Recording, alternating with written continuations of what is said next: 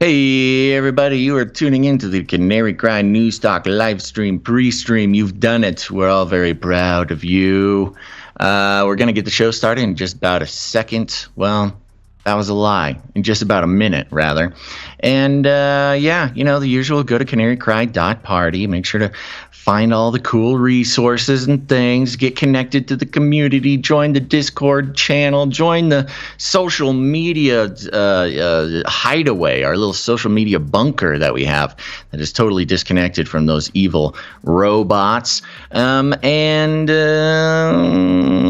don't know, not a whole lot of new. Oh, we updated the roundtable over at CanaryCryNewsTalk.com/roundtable. So if you've been knighted or want to be knighted or just want to read a list of all the wonderful people who have supported the show so generously over the years, you can go do that and thank them and thank God for them. Oh, I'm sending out the text message right now. You will notice there was no email notification that goes out today. We probably will not be sending emails out this week. It just was bugging people, and I'm not sure if it was benefiting anybody. But we will still do one email with all the show notes at the end of the week. Okay, that's it. Let's get this party started, baby. Woo! And I'm stalling again because that was a false alarm. We're here. We're still here. You thought you could get away. You thought you could start the show right away. But no. Now you got to listen to me ramble and stall for a couple seconds. While I'm doing that, I do want to remind everybody you can go to CanaryCry.radio.com/support, but you can also go to CanaryCry.support. That's right. We're going to be slowly shifting to CanaryCry.support. And if that doesn't work for you, type in the https://CanaryCry.support. Okay, let's go.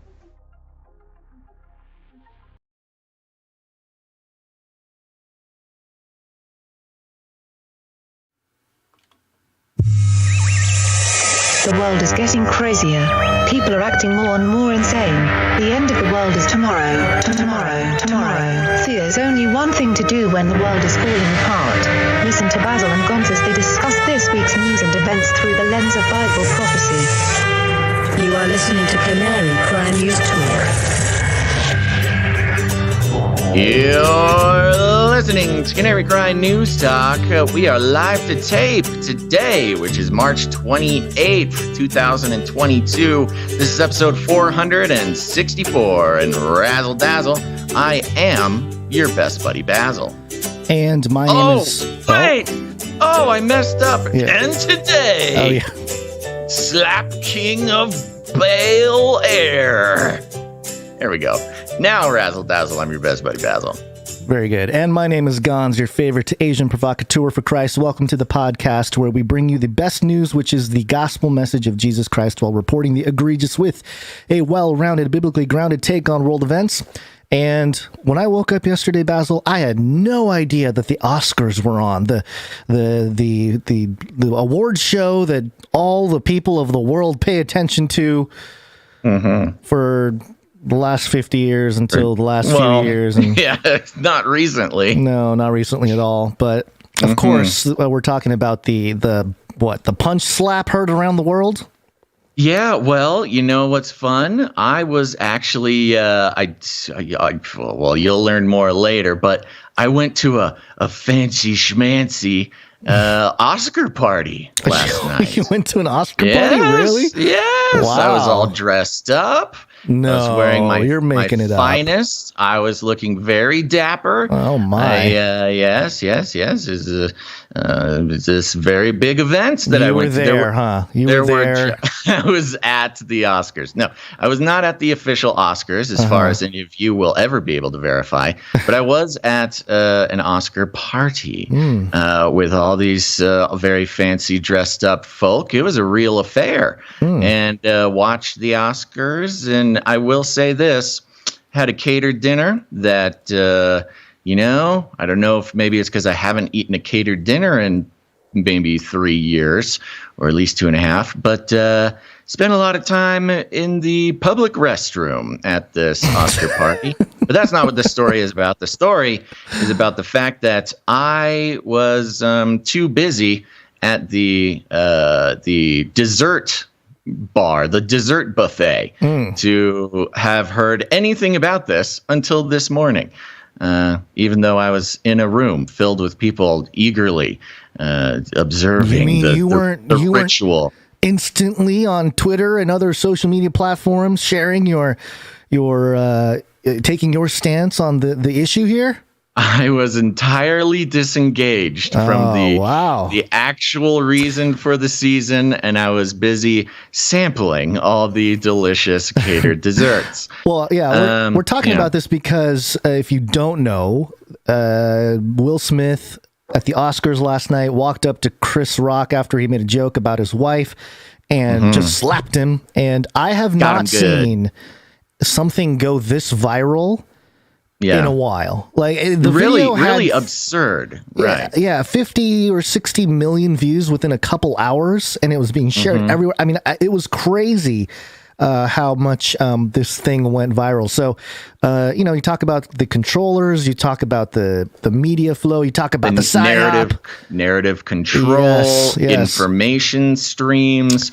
They really did it. Now, I don't know what you have planned for this, Gonz. Are we playing the clip or no? I got the clip. I took out the profanity so we can kind of get a feel for what happened. Okay. So this is the trigger warning for the live viewers. A little bit of violence, a little bit of Hollywood. Some violence. Hollywood actor on actor violence. Oh, yeah. Well, we can talk about the many different layers here. But okay, this is, we're starting in. Chris Rock is transitioning from one joke to another here.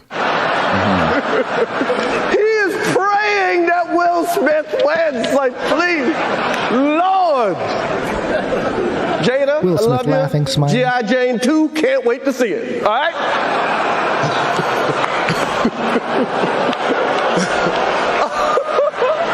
So for those of you just listening, that's the part where you see, it goes on once Chris Rock makes a joke about G.I. Jane 2 because Will Smith's wife, Jada Pinkett Smith, has alopecia. Right, so which is a loss of hair. Loss of hair, yeah. Right, yep. So Chris Rock makes a joke. They pan to the couple, Will Smith and Jada Pinkett Smith, and Will Smith is laughing. He's like, oh, yes, another funny joke, ha, ha, ha, But you see the countenance on Jada Pinkett Smith's face change. She kind of does an eye roll, but then they cut away. And this is the part, a lot of people were breaking it down. I want to know what happened between this shot where, Jada Pinkett Smith eye rolls and Will Smith is laughing. Within 10 seconds, he's on stage smacking Chris Rock. So let's just continue here for those of you who did not see the footage or hear it. Eye roll, laughing. That was a nice one. Okay. I'm out here. Richard. Chris Rock smacked in the face. Wow. Will Smith just smacked out of me.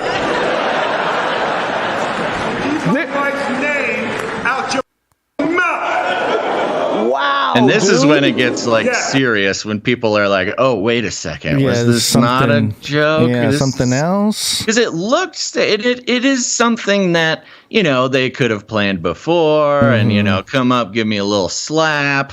If it wasn't, this is the moment where you're like, oh, this is not just like a fun thing they may have planned. Now, we'll get into the was it planned, was it not thing in a second.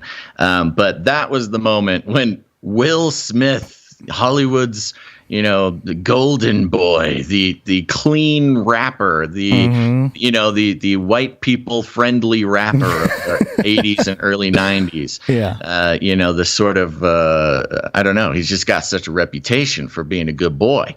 But the second that he starts screaming profanity, not when he assaulted a man on live television, but when he started yelling profanity is when everybody, the whole thing shifted. Right. So let's just finish out the clip. Keep my wife's name out your mouth. Wow, dude. Yes. It was a G.I. Jane jump. Keep my wife's name out your mouth. I'm going to, okay? Okay. Awkward. That was a greatest night in the history of television. Okay. which is a good save. It was as good as he could have done. Now, do you want to get into it? Do you want to start? Should I start? Yeah, why don't you start? Because the thing is, the Oscars love this. They love that their whole thing went viral. Point. We should start with. I think we should start with the chart? Start with the numbers. Okay. Over here at Statista.com, we have the chart numbers for the Oscars TV audience plummets to all-time low, and they have a little chart here. And these are the what are these? The Nielsen ratings, or are these their special Statista ratings? The source is Nielsen, and the average was about 40 million from the beginning of 2010 viewers. 40 million viewers per live show. It kind of started to go down a little bit in 2014, down, but it's still 30 million. Right. In the last couple years. There's been a trend. Mm-hmm. There's been a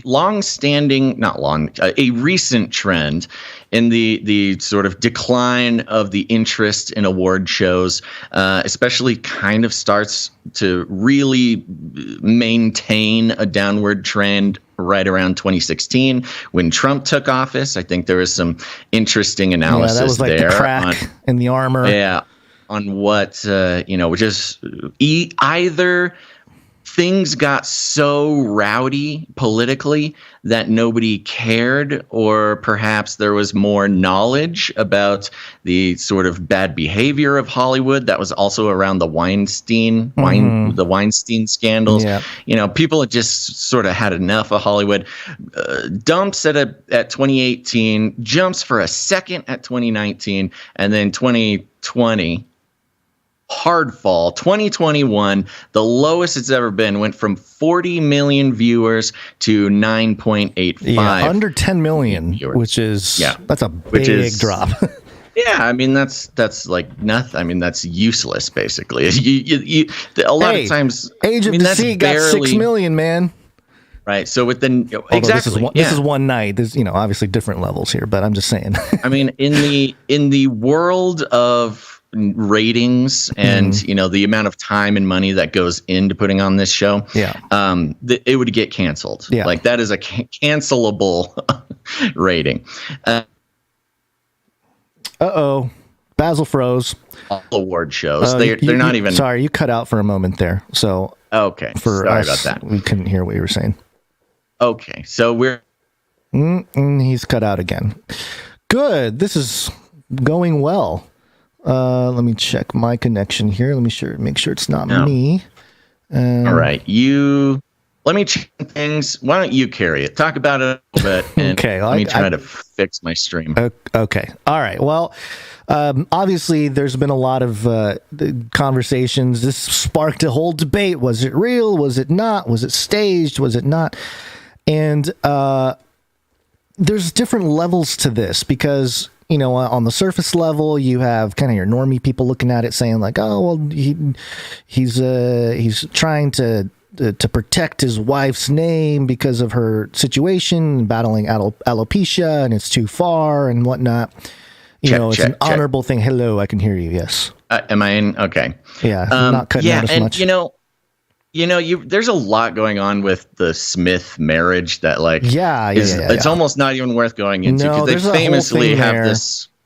Right. They famously have this sort of strange arrangement where they're sort of married, but like not really together, but also lots of infidelity. It's just like a whole thing. So that, but he maintains, again, Will Smith's sort of position. And I know, of course, listeners, I'm not saying you should think Will Smith is a good boy. I'm just saying that's been his brand. His brand is that he's extremely friendly. He doesn't curse in his rap career. He's the Fresh Prince of Bel-Air. He's almost solely responsible for, the position that African Americans American people and ethnic people. That's not the right word. Minority populations. Their participation in Hollywood is widely sort of credited to Will Smith's work, and he just sort of has this reputation of being a moral, upstanding character. Yeah. And so there's a couple things that happen here. Number one, Will Smith totally surprising the entire world with his behavior. And oh my gosh, Gonz, my newsfeed is just pretty much a solid block of like Will Smith fall from grace articles. And they're not very interesting. They're not very, I don't know. It is what it is. But there's this HuffPost article we can just poke at real quick. The headline is Will Smith had to shatter his image to get that Oscar. Oh, and that's the next fun part about this. Is he ended up winning an Oscar for the first time in his life. Yeah. It's the first time in his life he actually won an Oscar. And he gave this apology or whatever. Sure. Love makes you some clips from that crazy things. Yeah, I got clips from that the speech. Yeah, just some isolated stuff that I cut down. Give it to us. In this time in my life, in this moment, I am overwhelmed by what God is calling on me to do and be in this world. But Richard Williams, and what I loved, thank you, D. Denzel Washington said something in the background. I couldn't hear what he said, but Denzel said to me a few minutes ago, he said, at your highest moment, be careful, that's when the devil comes for you.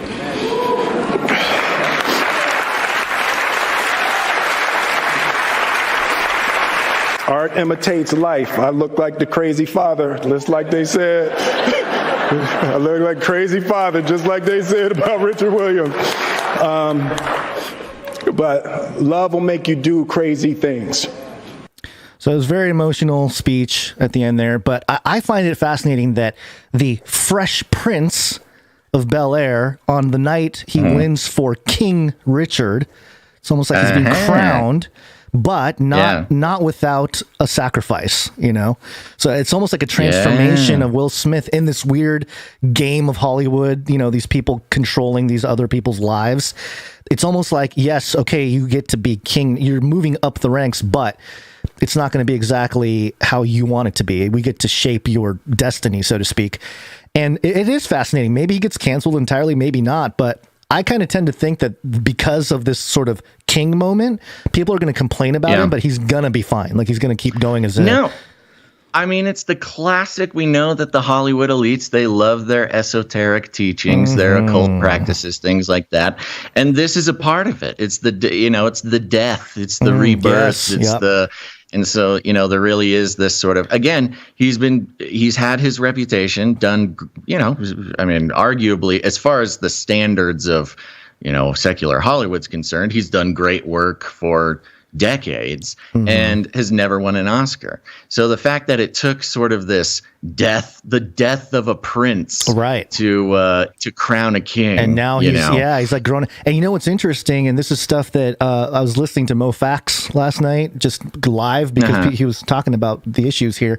And something he brought up, and I wouldn't have known this, but there's a relaunch of The Fresh Prince of Bel-Air, and I guess they removed all the wholesomeness of the original show, and every character has problems now. There's like affairs and drug addicts. It's the dark, twisted reboot that they love to do on things. Yeah, and it's almost like it's like a symbolic gesture to like, okay, we're moving Will Smith's pristine image to a more raggedy, just dangerous. I think dangerous. Yeah.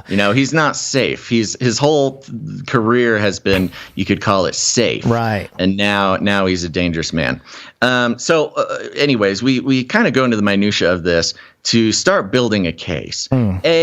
The Oscars and all award shows, but the Oscars in particular, which is sort of the high temple. It's the pinnacle of Hollywood. Yeah. Yeah, it's the high ritual. It's the number one, sort of feast of the Hollywood occult, calendar or whatever. People work and people scheme and people bribe and do all sorts of things to make it to this night. And nobody cared. Nobody cared. Not a single person in the world cared anymore. And they were I think this was their last chance. Oh yeah. This is it. Yeah. If this year bombed as bad as the past couple years have, I have a feeling they just wouldn't televise them anymore, Yeah. And not for nothing, the Oscars being the high church ritual of the sort of Hollywood occult elite, and that could be described many different ways, which I won't get into here. But if it lost its power in secular culture or just in culture in general, then you've got a lot of powerful people who stand to lose from a failed ritual. And again, going back to sort of the occult schools, a lot of times failed rituals are not just a failure. They are a cataclysmic event where bad things, it's not just a good thing didn't happen. It's you lose everything. Right. And they weren't going to let that happen. You mix that. So the fact that this was probably the one thing that could possibly get the amount of buzz to make people care. I mean, we're talking about it here. That's incredible. I know. Well, we've literally never talked about the Oscars before. Yeah. So it's. I've done occult breakdowns and stuff. I know. Everybody knows. Yeah. Well, it's not just me. There's a lot of people that have done that. But yeah, you're right. I hear you. I'm just saying, nobody cares. We never would have cared. Mm-hmm. This was the one thing that needed to happen in order to restore power to the ritual. Oh, by the way, yeah.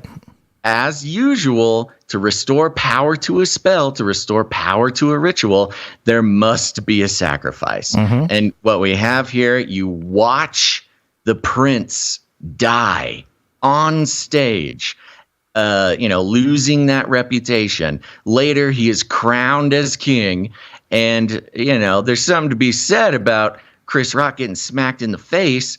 The jester, the comedian gets smacked. Right. Yeah. Yes, right. Exactly. The MC, the jester, again, a very occult sort of position he's occupying, is the center point. It's almost like Chris Rock did the killing of the prince. Right, so you have the prince being killed by the jester. Again, extremely occult significance, and that does it. And it's the only thing people can talk about. I would be very interested to see if Chris Rock posts a picture with a black eye. I think you could tie in the Black Eye Club there, little humiliation ritual. I don't think he's going to get a black eye from that smack, but it's possible. Here's the flip. Mm-hmm. Here's the flip, and this is a very occult flip. It is not Chris Rock being humiliated in this ritual. Right. It's Will Smith being humiliated. Right. And so, it's whether it was planned or it wasn't, or there were people pulling strings behind the back, somebody in Will Smith's ear before the show, riling him up emotionally, whatever the case may be. It could have been concocted by outside schemers. It could have been planned. Something interesting to point out, when Will Smith is walking up to Chris Rock, listen to what Chris Rock calls him. Yeah. That was a nice one. Okay. I'm out here. Richard. Calls him Richard. King Richard. Yeah. King Richard. Yep. Yeah. Get into character. Weird, right? You doesn't call him Will. No. Doesn't call him. I mean, he calls him by the name of the character he's winning an award for. He's real. I mean, it is such a tell that I don't think it's a tell that it's planned. I don't think Chris Rock thought he was going to get smacked. I don't know. Until he saw an angry Will Smith walking towards him. I think at that point he started thinking something bad was going to happen. But yeah, to call him by his name, and again, going to the occult roots of the whole thing, that's what you do in these rituals. Everybody's playing a part. They're playing an archetype. Will Smith playing King Richard. Chris Rock referring to him as Richard, not as Will, which is really a weird tell. Yeah, weird. Yeah. And to top it all off, after it all happens, he yells from the crowd. Will sits down, yells from the crowd, the whole thing, the awkward silence. And I think that Chris Rock's line at the end was the completion of the spell. That was totally it. He just literally says, that was the best night on television. Mm-hmm. And that is exactly what the Oscars needed. It's exactly what they wanted. Yep. And it's exactly what the whole population caught on to. Because if they did not create the best night of television, then they were completely dead. And I think the fact that was the sort of hocus pocus last word of the ritual really did complete what they were trying to do. And again, I don't know. We could go into, was it planned? Was it not planned? I don't even think it matters. That's the conversation that everybody else is going to have. That's the distraction. Boring. That's the most boring conversation you can have was it planned or was it not? Who cares? It doesn't matter. It doesn't matter at this point. The point was that it was a very successful ritual. Mm-hmm. That's what I wanted. And it's pretty impressive that it worked so well, I think. Yeah, a couple things to point out. Obviously, there's that Ephesians 2:2 passage that talks about the prince of the power of the air. I don't know why that page isn't loading. Come on, Bible Hub. What's your deal, bro? All right, well, then I'll talk about the other thing first, which is... Oh, here it is. Okay, sorry. Ephesians 2:2. Verse 2. Or I'll start with verse 1. And you were dead in your trespasses and sins in which you used to walk when you conformed to the ways of this world and of the ruler of the power of the air, the spirit who is now at work. Wow, what is going on with the internet? Just decides to not work. Oh, maybe it's the old Gonz's internet today. All of us, hold on. The power of the air, the spirit who is now at work in the sons of disobedience. So, yeah, this would be the prince of the power of the air, at work again, but maybe having one of his minions move to a quote-unquote king-like position. And just as a side note here... So a new discovery. Antarctica.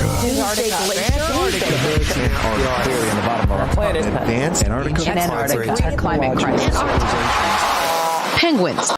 Speaking of ritual and the whole thing, and we skipped the story a few episodes ago because I think we just decided to drop it for other stories. But we've been tracking Antarctica for a while, and the independent.co.uk reported this again like a little over a month ago.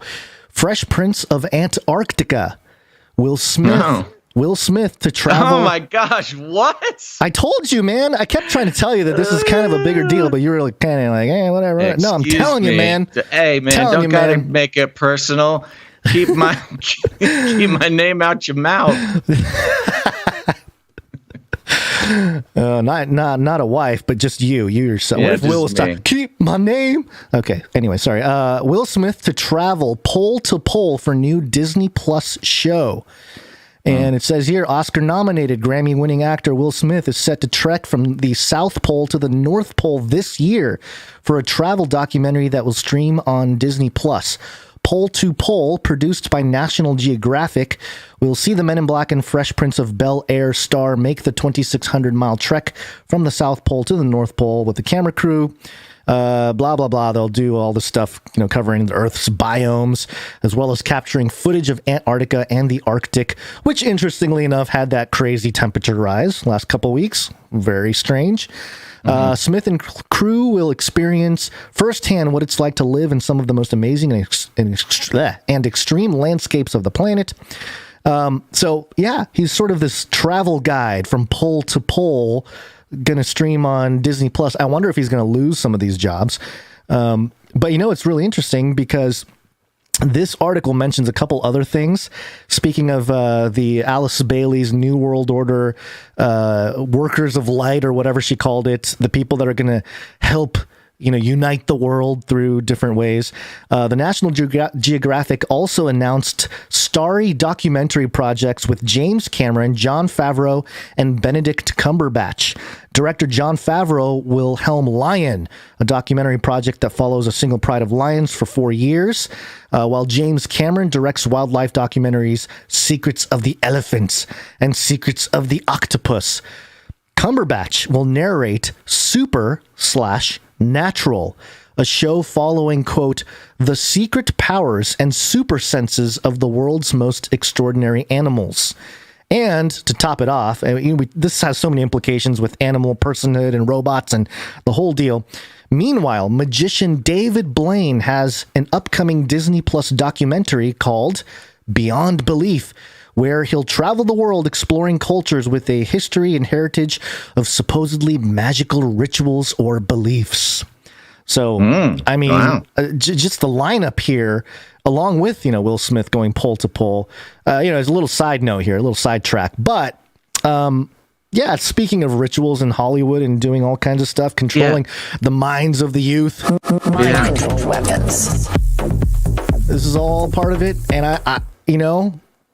it's a good way to point at, to let people know, the normies out there, that, hey, it's just so obvious, just at a surface level, that this is somewhat of a stunt, and you can get into all the other conversations about the occult and the ritual and stuff.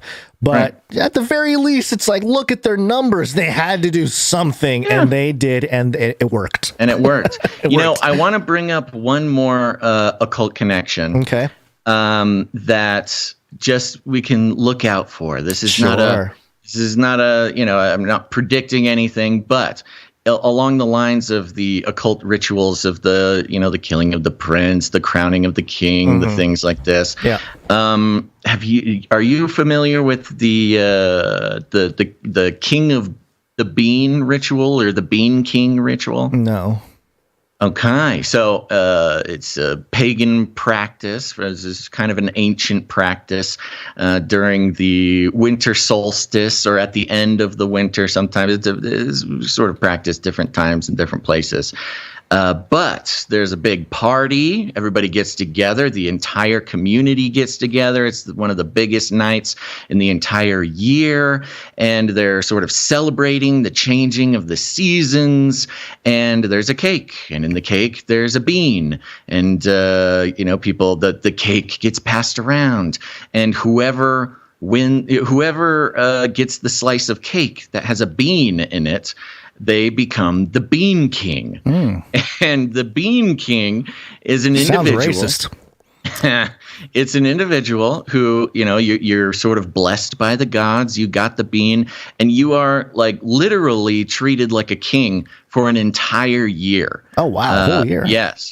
And the bean is significant to, it's talking about the sort of pagan nature worship. It's supposed to bring blessing for the new growing season. It's supposed to do all this sort of stuff. So the Bean King becomes king for a year. And after that year is over, they sacrifice the king, the Bean King. Oh, wow, okay. And they spill his blood on so you get to live like a king for a year. I'd be upset about that. Oh, it was a big honor, especially in these times when, life was so hard. Just to live for a king like a year was actually a big honor. And then they kill you, and they spill your blood on the soil. And that was supposed to, appease the gods or bring a blessing for the harvest or whatever. And so this idea of, being crowned a king for a short while during a ritual at the changing of the seasons, especially when it's geared around, finding a blessing for the harvest, saving the harvest, maybe reversing a curse by the gods, which you could arguably say that the Oscars were experiencing a deadly famine, and they were dying, and they needed a ritual. They need a ritual to bring life back to the Oscars, and a sacrifice might just do it, especially because, the blood is spilled a year later. And what happens a year later? Well, it's the Oscars again, baby. And that's when we need the blessing, is when we're doing the Oscars again. So I don't know. I'm not, making a prediction, but if we are if we are going to make the comparisons of the sort of Hollywood occult elite and their at least sort of showy adherence to the occult or pagan rituals, I would be a little bit worried if I were Will Smith, because he may live like a king for a year, as he literally got an award for playing King Richard. And was crowned. Well, King Richard he's not like a real king, but I'm just saying the movie's called King Richard. Yeah, it's called King Richard. Yeah, and he played Richard. So yeah. Anywho, I think that's something to look out for. Will something happen to the king in a year? I don't know. We'll find. We will find out. Smith. Yes. I just thought it was interesting. Now, another interesting detail, not nearly as related, but the Bean King feast would happen on January 6th. Oh. Yeah. Yep. Which will fit into another theme that we will get into later on in the show, folks. But until then, are you good to go? Yep. Okay. So there you go. We're going to move on. And Gonz, guess what day it is, baby? It's funny. I put Wednesday in my thing. That's how not on track I am with life. But it is reality, Monday. You are. Gary, what day is it? Monday.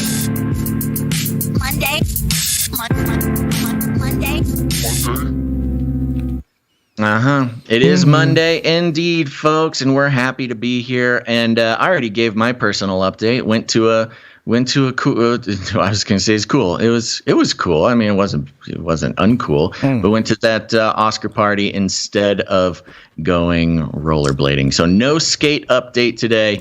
Instead, I will say that if you haven't had catered food in a while, bring some extra wet wipes. I had my daughter's birthday party over the weekend.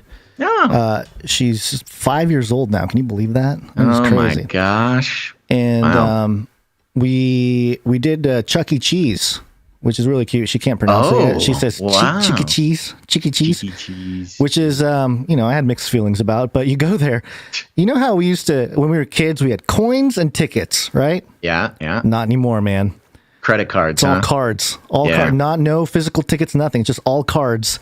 And I was watching the kids, and it's like, wow, get them hooked early on swiping those cards and really going nuts for a couple hours because we chose the time base instead of the number of games or whatever. So for 2 hours, you can play as many games as you want or try to earn as much, as many tickets.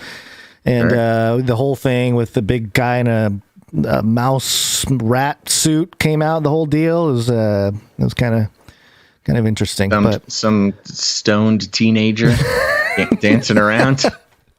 They changed Mr. Cheese, didn't they? Mr. Cheese, as we call him. He's more hip. He's more of like an athlete, like a skater athlete, like an X Games kind guy. of. No, the guy for this one here was a little more. Is kind of like more mellow. Right, but the shape though, they changed the character. Or did you get the old suit, the old scary one? Yeah, they didn't update their suit yet. No. But it was a fun time. It was fun for the kids and whatnot, get their energy out. But also the whole time I'm thinking this cannot be healthy for young people to have all these lights and games and just sucking people into gambling. A lot of stimulation mixed with the social engineering of getting used to, racking up some debt on a credit card. Chuck E. Cheese, they're doing their job.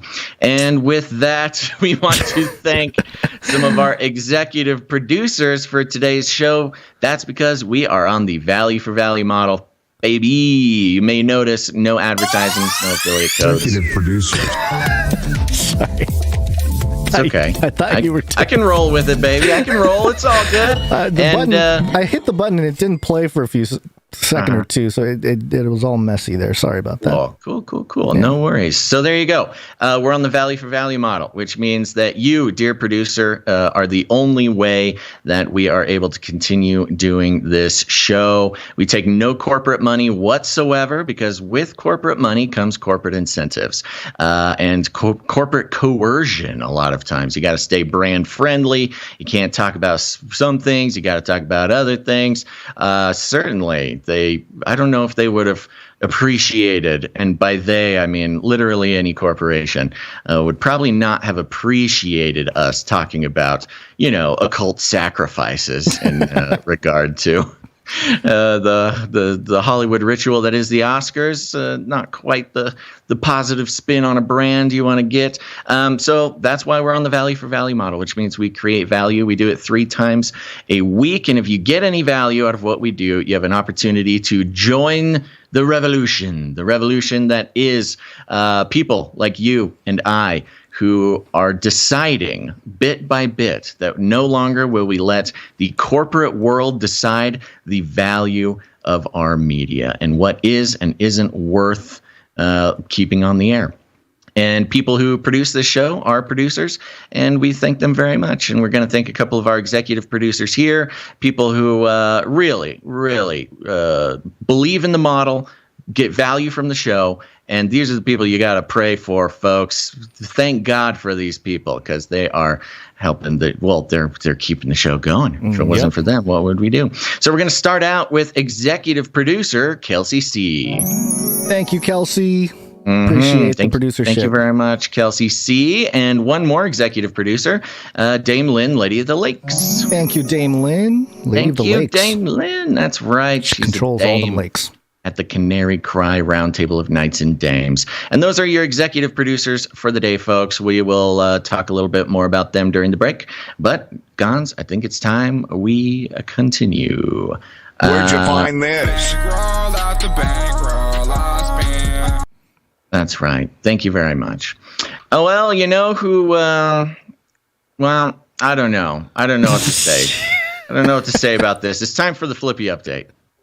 I thought you were going to set it up a little bit differently. Yeah, well, I usually do. Okay. Do you have a better line? I'm just trying to move forward, I was going to say, well, yeah. All right. Yeah, come on, let's go. Okay. Flippy update. Do you want fries with that? That's right, folks. It's time for the Flippy update. Flippy is our colloquial name for the disembodied robot arms that are taking our jobs, enslaving our children, and flirting with our spouses. We like to talk about Flippy as a way to explore all the new, fun, and exciting ways the robots are taking over the world, and just how there's nothing we can do about it. Today, Gonz, this ties in across the board. This is coming from therobotreport.com. And I'll talk more about the Robot Report right now. I've never heard of the Robot Report. My whole life is dedicated to reporting on the robots. And never once has the Robot Report popped up on my, algorithms. But the Robot Report, turns out, is a podcast, Gonz, and a fairly new podcast.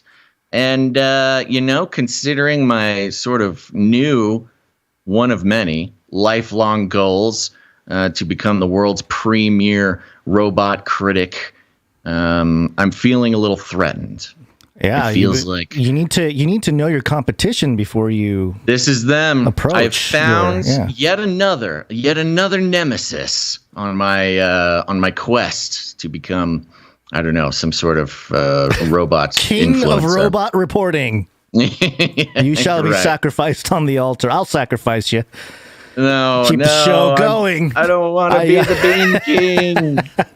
The Robot Report podcast. And I'm thinking, my goodness. And their logo has a robot arm on it holding a microphone. Oh, my gosh. I'll really? give it to them. Their branding is pretty good, but they are focused on FLIPPY. I'm feeling a little violated, and especially because they're only about 70 some odd episodes looks in, like. Yeah. which means, well, I'm not going to lie. I went back and checked.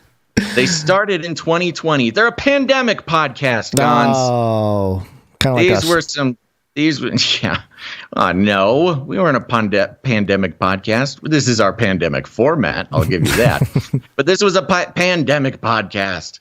And they started in 2020. And I'm not going to lie, haven't listened to it. Don't know if it's good or not. But they did bring us this report. Should we hear the intro? No. Okay. You're not going to give them airtime? Listen to it? No, I'm not going to give them airtime.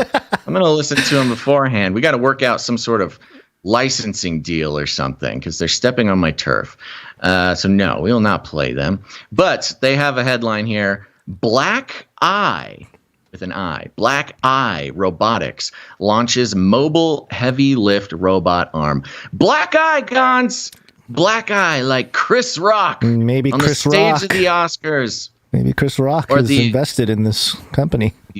Black Eye Club, of course, the Occult Ritual Club, the Humiliation Ritual. Black Eye Robotics launches mobile heavy lift robot arm. Not a great name if you are trying to convince people that your mobile heavy lift robot arm isn't dangerous for humans.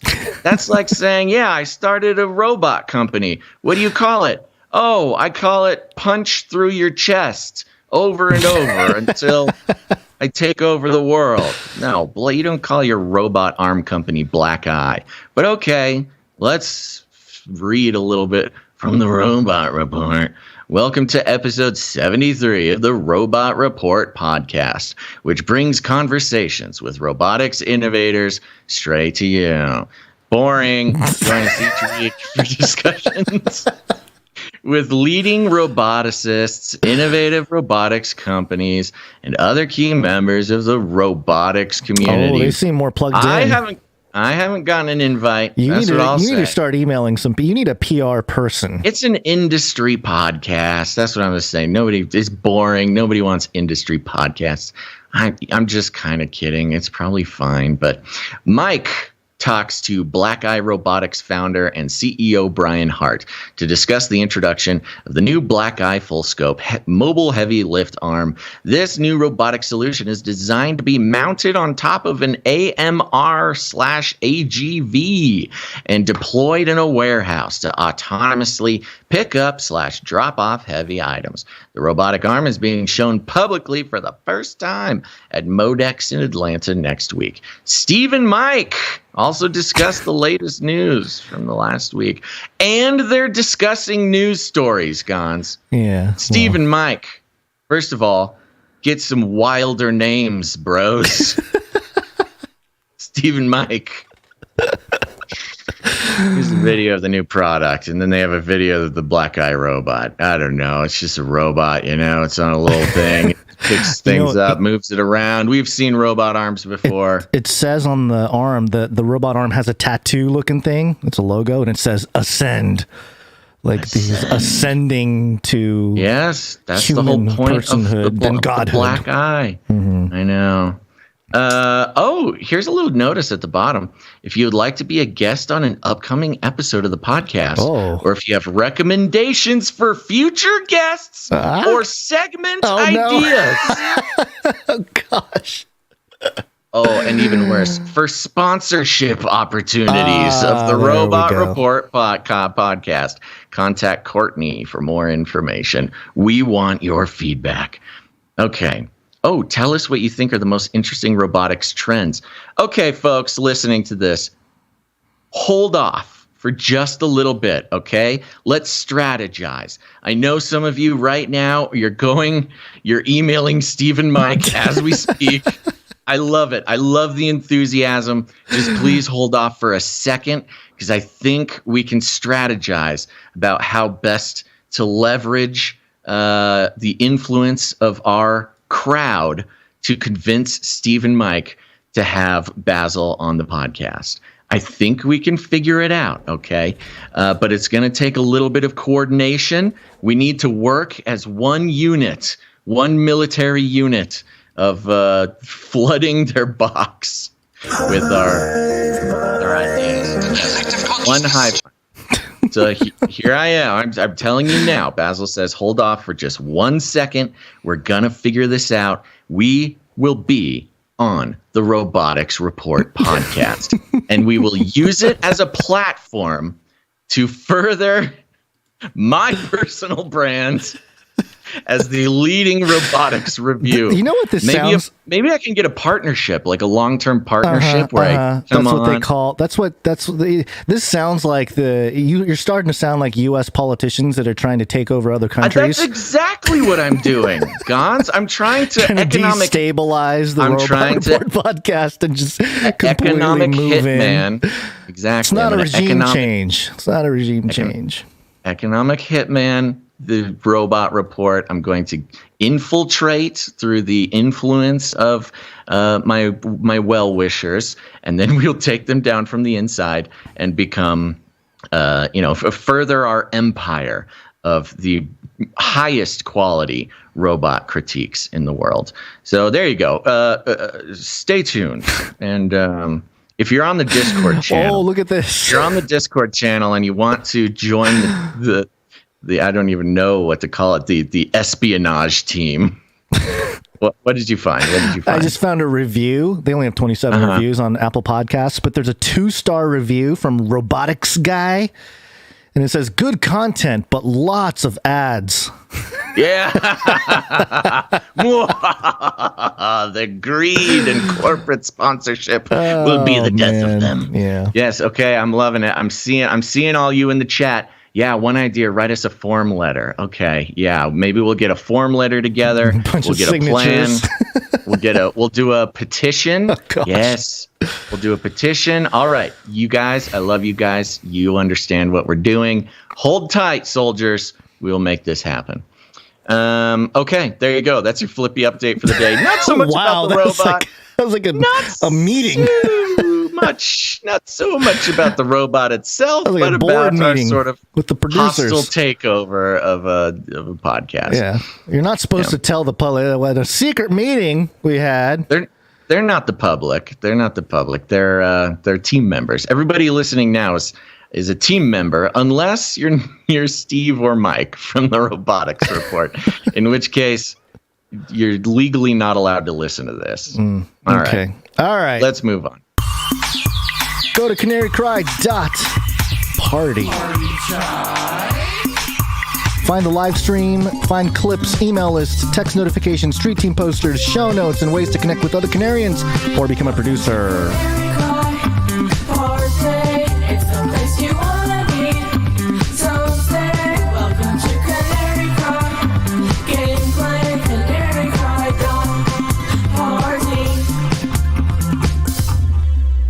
That's right.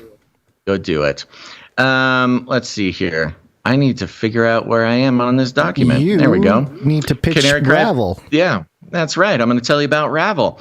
We dropped our episode with Margaret Daniel on interior decoration and architecture and all sorts of things. Super fun. Here's the thing. I understand some of you out there, you're the types of people who listen to 4-hour-long sort of fringy Christian corporate news media deconstruction and analysis podcasts, and you're thinking, an interior designer, I don't know, that's not necessarily like one of my passions or things.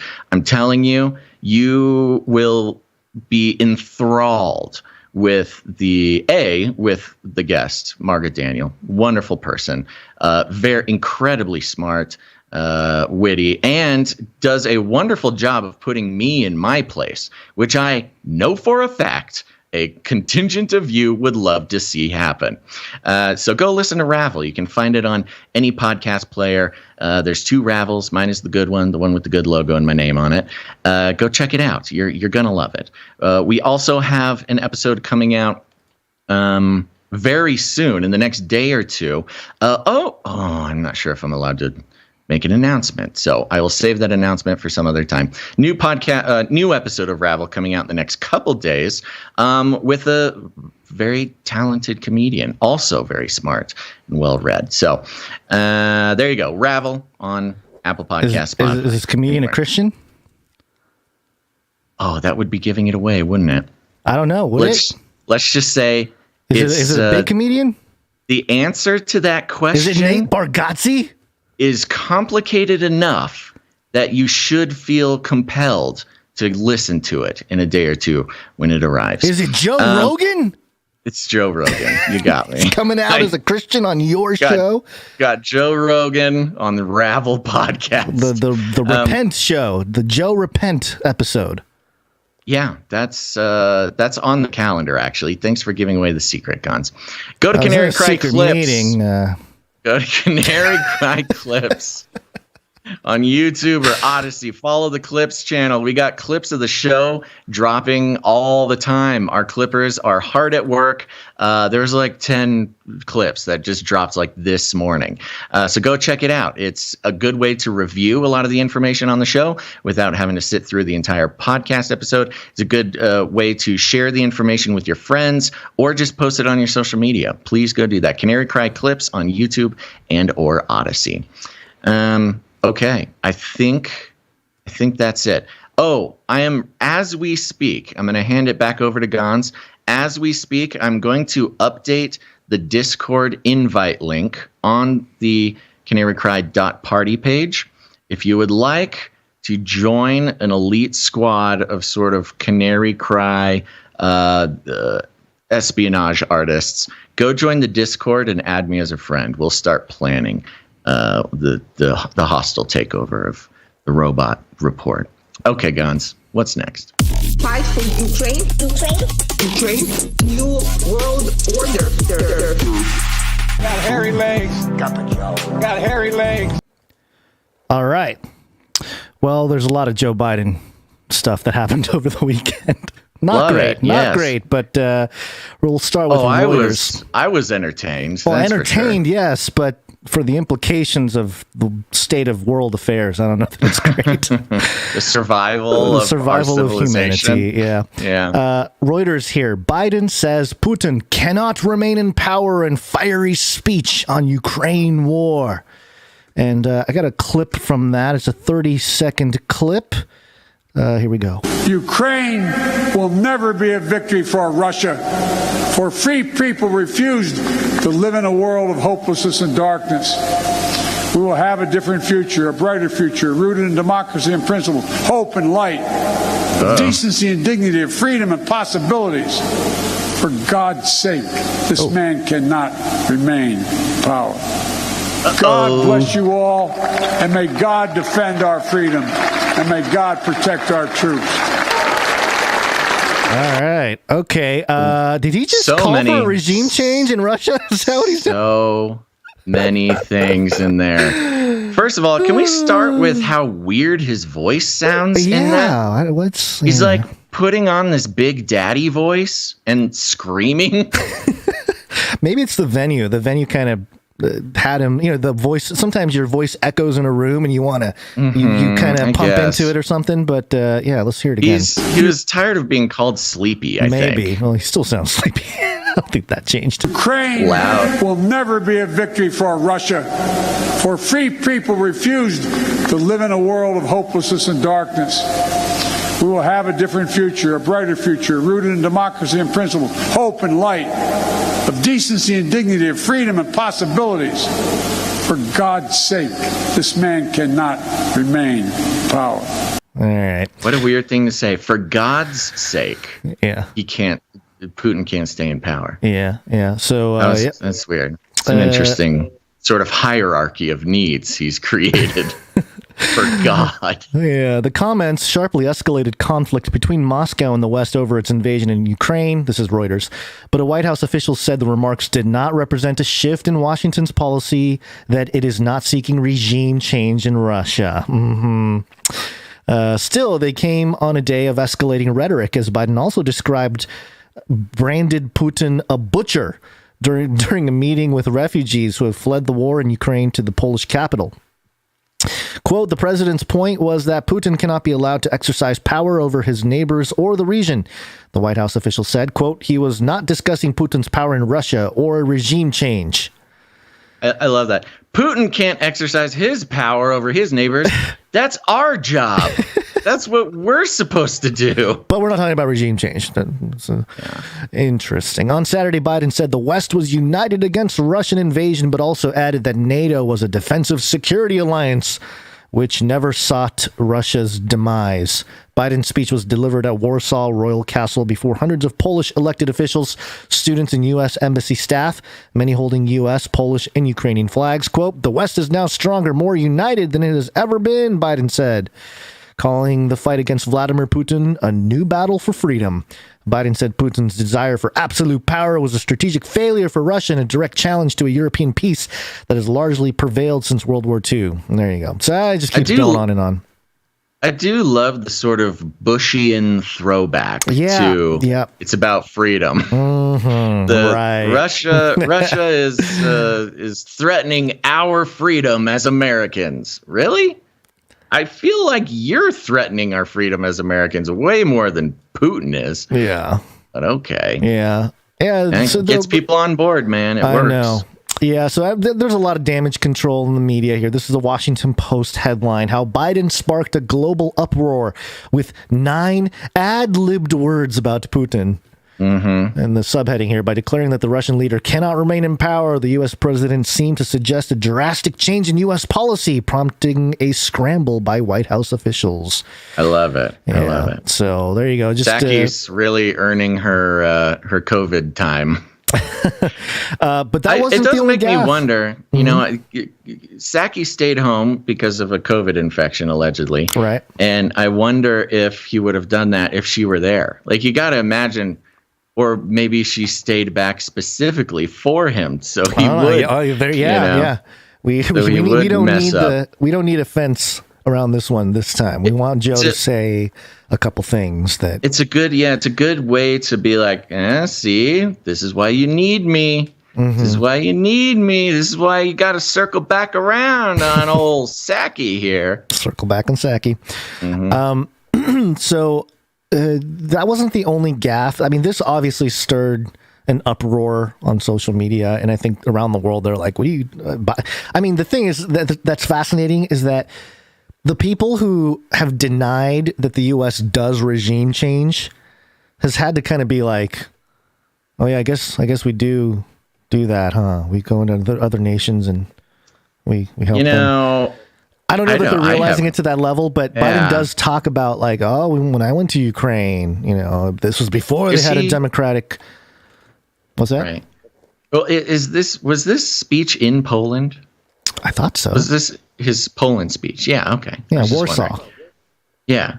Yeah. So this is his big international European sort of debut speech here. Right. Did you get the clip of him basically claiming? Yes. Okay. Yes. Good. So this is the other gaffe that came to light over the weekend. The New York Post had a headline: Biden tells U.S. troops they'll be in Ukraine in war. Gaffe. Oopsies. I got the whole clip here. It's about 2.5 minutes. I know it's kind of long, but I think it helps put things in context. I mean, it's important. And so Biden is speaking to a crowd of military. I think, is this Army? Or is this, it was the 82nd, I think it was like the 80th, let me just read it and then we'll play it. President Biden told U.S. troops in Poland Friday that they'll witness a bravery of Ukrainians. Okay, yeah, so 82nd Airborne Division, Army. Yes, all right, so there you go, Army 82nd Airborne Division, and he's speaking. I spent a lot of time in Ukraine when I was a senator and vice president. Yeah, you did. I've spoken to the Rada in the days when they, in fact, didn't have what you'd call a democracy, and was there in the Maidan when the former leader had to take off and head into Russia. And so, but the Ukrainian people have a lot of backbone. They have a lot of guts. And I'm sure you're observing it. And I don't mean just the military, which is we've been training since back when Russia moved into in the southeast Ukraine, but also the average citizen. Look at how they're stepping up. Look at how they're stepping up. And you're going to see when you're there, and some of you have been there. There it is. You're going to see when you're there. Wait a U.S. second. military members in Poland. When you go to Ukraine, I mean, some of you have been there.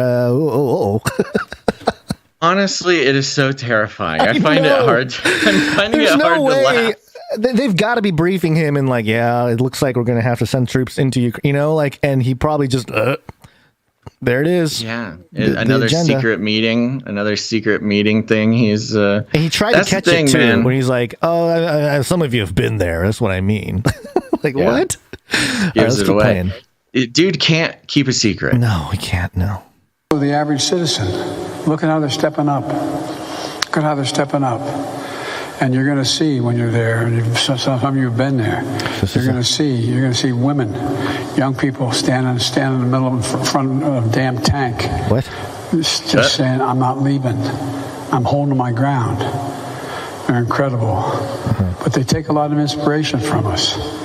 And a woman who just died, the Secretary of State, used to have an expression. She said, "We are the essential nation." It sounds like a bit of hyperbole, but the truth of the matter is, you are the organizing principle around which the rest of the world the free world is moving. And we're in the midst of, and I don't want to sound too philosophic here, but you're in the midst of... Oh, Joe, don't worry. Don't worry about sounding too philosophic. Oh, Joe is such a philosophicer. This is philosophic bantering. Okay, go ahead. Let's just continue. Philosophic here, but you're in the midst of a fight between democracies and oligarchs. Really? Xi Jinping, who I've spent more time with, they tell me, than any other world leader, points out to me he believes in China that democracies can't succeed in the 21st century. The reason is things are moving so fast, change is happening so quickly that democracies require consensus, and we can't put together consensus as quickly as autocrats can.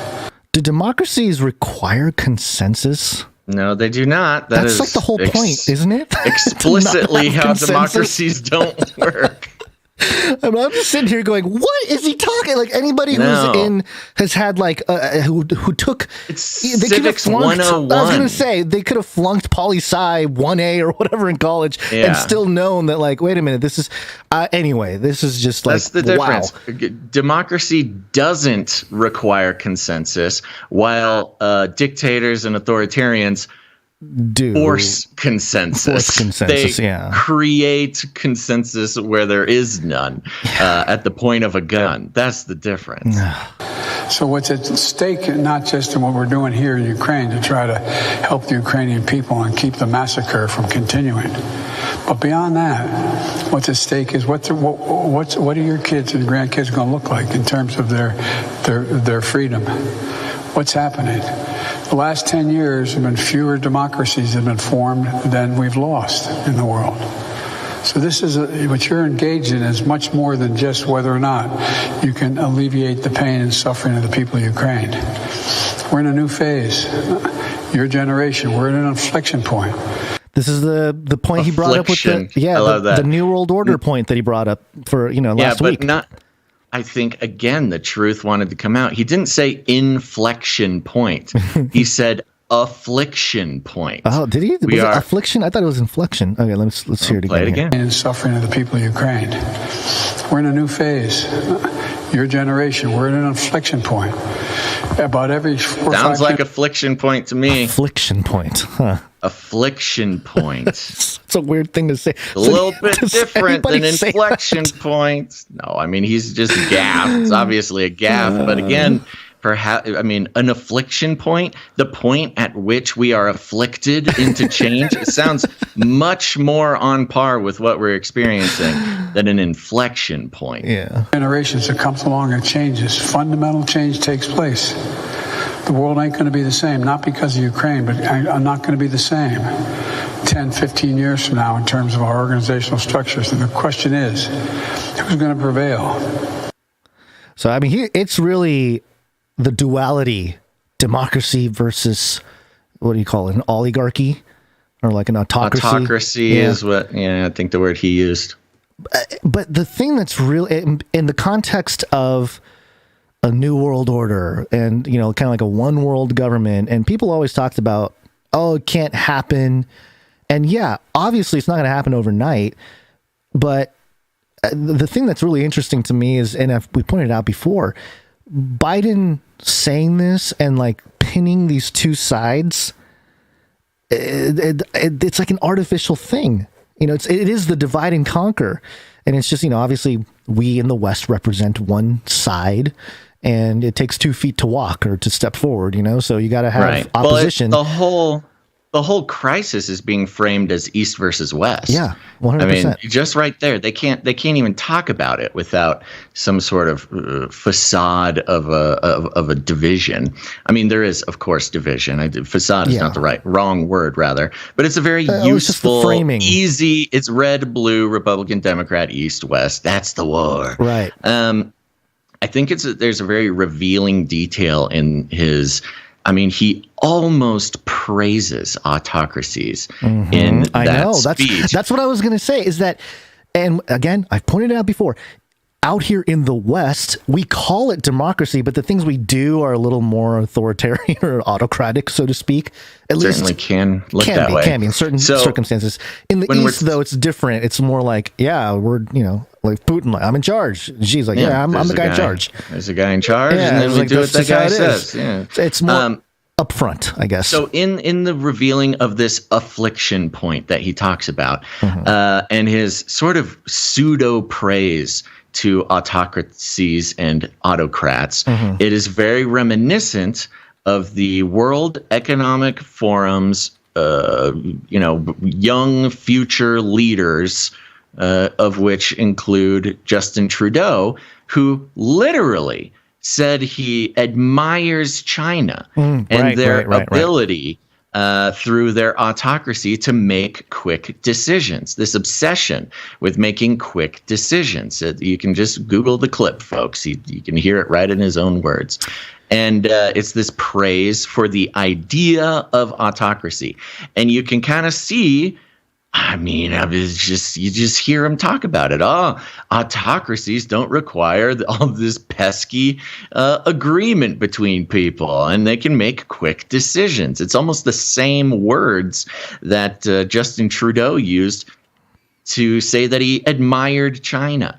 And you put this entire crisis, this entire war, if you do frame it as an inflection point, or more specifically, an affliction point, as the president put it, it is that affliction point that we have been talking about, bringing us step by step to the Great Reset. This is all required for the Great Reset. So the whole thing keeps pointing back to the World Economic Forum and the New World Order 2.0, New World Order. Yeah, and think about the president of the United States has become a spokesman, a pitchman for NATO, which is kind of like cool, I guess. But you know, I don't think the American people are like, you know, I mean, I don't know how much did we have in NATO alliance and all we only care. We only care because the politicians tell us to care. Right. Is that, you know, the average American is not like,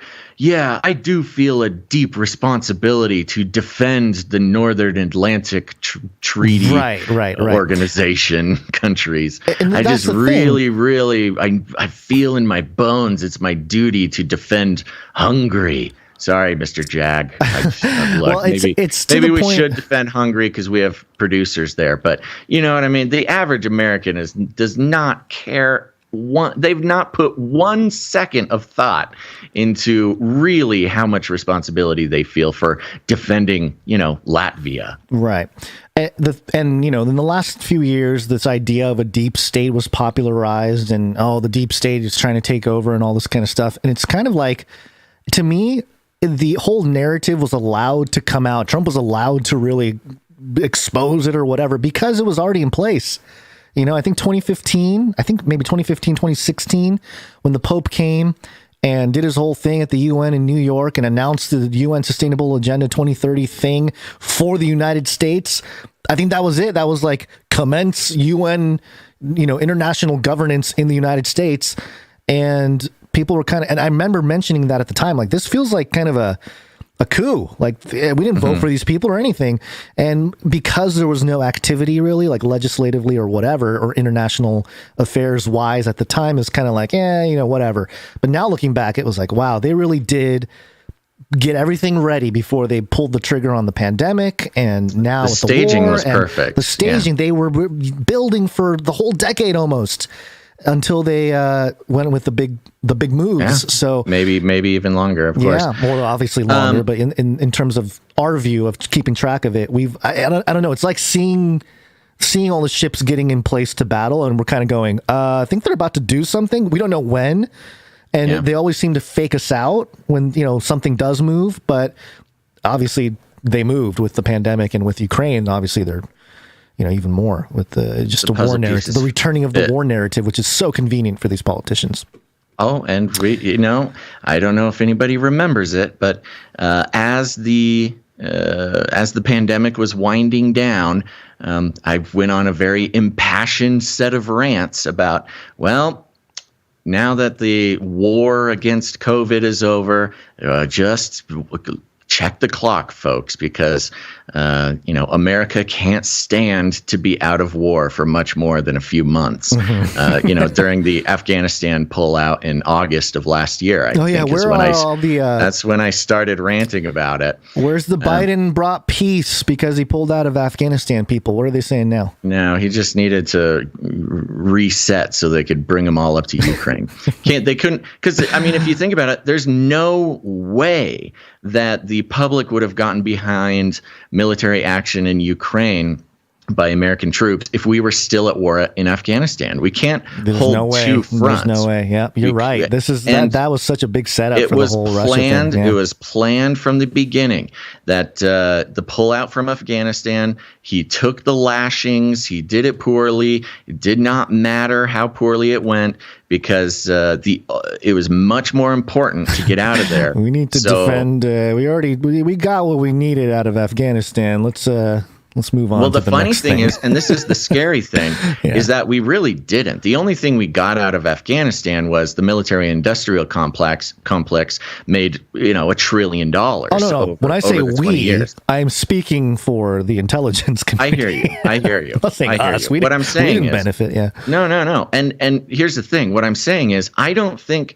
that they would have gone through the rigmarole to pull out of Afghanistan, because the deep state includes everybody in the military-industrial complex. It's not just the unelected intelligence officials. It's also the defense contractors and the weapons manufacturers and the lobbyists for those organizations.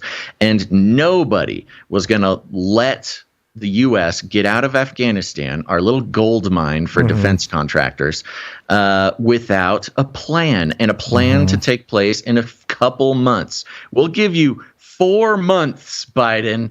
Well, you can pull out of Afghanistan, but you better get us in somewhere else. And it took, 4 months, I think, 4 or 5 months until here we are. And he's literally telling troops, when you're in Ukraine, you're going to love it. It's going to be great. You'll see how strong and beautiful they are. And to use Putin too as this, and I'm not carrying water for Putin over here. I'm just saying, he was chosen. Please, he was through chosen. The WEF. He's a World Economic Forum young global leader. Of course, he's in on it. I know. They needed somebody on the team to really take the hit for the West. He's doing his part. He's doing his part. It's just amazing that we're seeing all this happen here. So to wrap up the thing with the Afghanistan thing, yeah. I believe we will be in Ukraine. Biden and the Biden family have been extracting wealth from Ukraine for a long time. Yeah. And I think that it's the next target for an ongoing, never-ending military-industrial complex gold mine. There's going to be a lot of money to be made there, and it's just sort of the next move for sort of the elite, wealth-obsessed lizard people. Well, you can look at the commodities of Afghanistan. You can sort of tell what kind of wars, the war on drugs, the war on terrorism. I bet we can probably make an educated guess about what the war front, like the many different wars, the mini wars, is going to be based on the resources that are there in Ukraine, not just money wise, but sure. Yeah. And, well, oil is a huge part of it. There's, wheat, yes, is food and oil. Food seems to be the big one. Yeah, it's definitely it's War funny on because food. That's why Beyond Meat pumped today. Beyond, you hold any Beyond Meat stock, Basil? I don't, but people who do are excited today. Right. And, again, it's interesting. Canarians, it might not sound like an interesting shift in the news media, but Biden just gave his big speech about food shortages. Right. He just gave he's talking about it all now. We were talking about the wheat problem in Ukraine probably almost exactly a month ago. We were talking about the wheat problem that would be coming. So there you go. You just got to pay attention. Eventually, they will tell you what we've already told you. Hold on. What? I'm sorry. I just remembered that Biden, in that clip about the food shortage, he said in a gaffe that he was talking about how he can speed up the food shortage. Oh, no, we talked about it last episode. I know. But I'm just saying, when will we know when he's actually making an accurate statement? Because everything seems like a gaffe. He's always making an accurate statement. It's just not the accurate statement he means to make. That's what I'm saying. That's what, my tweets have been slowing down lately, but I did tweet just the other day, I think yesterday maybe. Let's see here. What did I say? I'm actually pretty thankful that the sentient sack of raisins known as Joe Biden you called him a sack of raisins. How mean. Can't help but say the quiet parts out loud. The truth wants to come out, and Grandpa Joe keeps leaving the back door open. Yeah. And that's exactly my point. I think he says more accurate statements than not. They're just not the ones he's supposed to be saying. But do you have any more clips? No, I don't. At what point? Okay. At what point do they start telling him the misinfo because they think they'll know he'll gaffe and say it? Be one step ahead. I don't know. Who knows? Yeah. Anyway, here's a quick interesting thing to get us out of this segment here. Sure. This is coming from the Washington Post. So gotta love it. Russian generals are getting killed at an extraordinary rate. How many Russian generals are there? An extraordinary amount, Gonz. The war in Ukraine is proving extraordinarily lethal for Russian generals. The gray men bedecked in service medals who are being aggressively targeted by Ukrainian forces and killed at a rate not seen since World War II. Whoa. Ukrainian officials, say their forces have killed 7 generals on the battlefield, felled by snipers, close combat, and bombings. If true, the deaths of so many generals, alongside more Russian army and naval commanders in just 4 weeks of combat, exceeds the attrition rate seen in the worst months of fighting in the bloody 9-year war fought by Russia in Chechnya, as well as Russian and Soviet-era campaigns in Afghanistan, Georgia, and Syria. Quote, "It is highly unusual," said senior Western official, briefing reporters on the topic, who confirmed the names, ranks, and killed in action status of the 7. In all, at least 15 senior Russian commanders have been killed in the field, said Markian Lubkievsky, a spokesperson for the Ukraine Ministry of Defense. NATO officials estimated earlier this week that as many as 15,000, and it goes into some other stuff there. So remember when Putin said that there needs to be some sort of great purge of its leaders and oligarchs and traitorous, westernized, influential people? Kind of sounds like the Ukrainians are helping Putin out quite a bit to thin the ranks. I mean, it is very unusual to have a general in a position that's so risky that like a sniper could get them, or something like that. Usually your generals you keep pretty safe.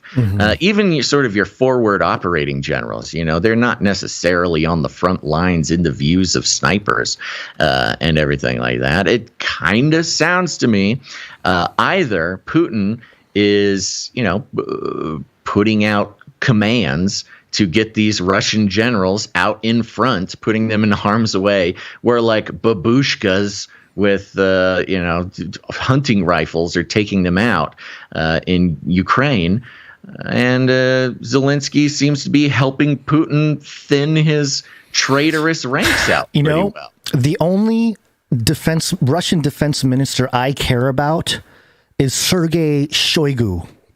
Okay. Who said that he wants to clone Scythian warriors. Exactly. Several months ago. I'm wondering if Putin's like, I don't need the rest of you anymore.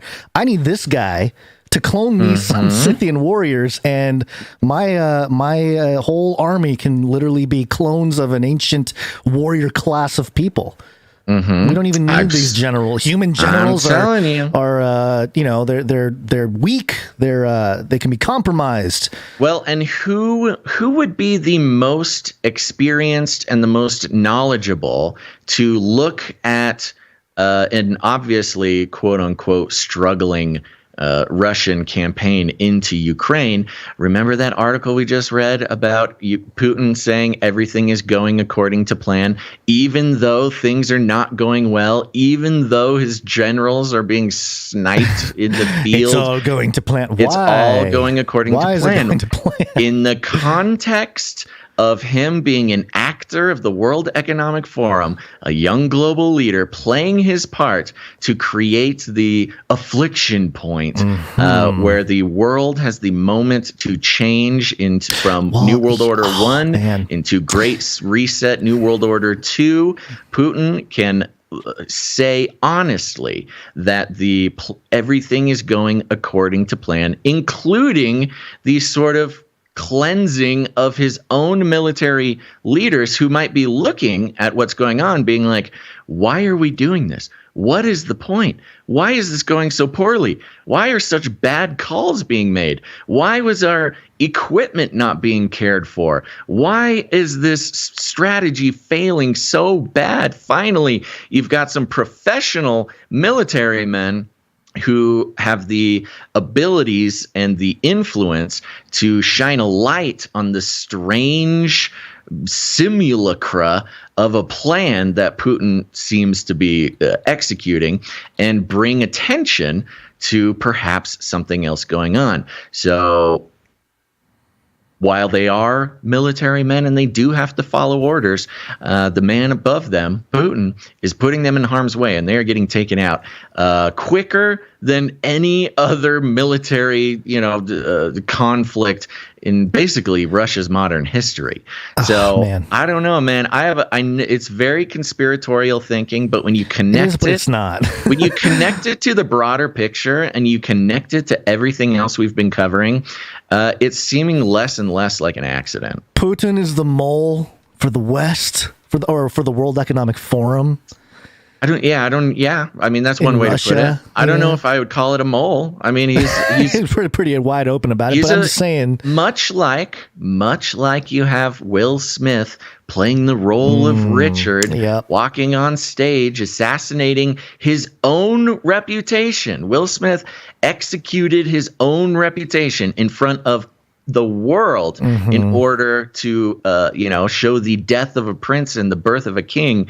If you want to sort of esoterically compare that to what we're seeing, you have Putin sort of embarrassing himself in front of the world, making moves that don't make a whole lot of sense, putting himself at risk, becoming a pariah state. We need to look for the resurrection of Putin. That's what I'm saying. Executing a failed military thing that Russia should have been able to execute quickly and savagely. If they had put everything they had into it, they could have been done in days.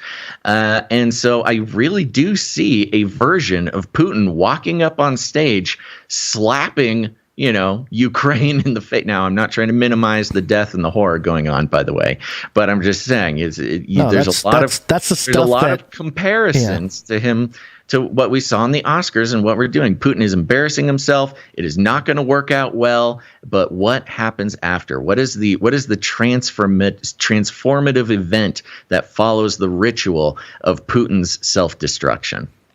Very good. There you go. Yeah, I think you nailed it. All right, let's take a break. What do you say? Let's do so.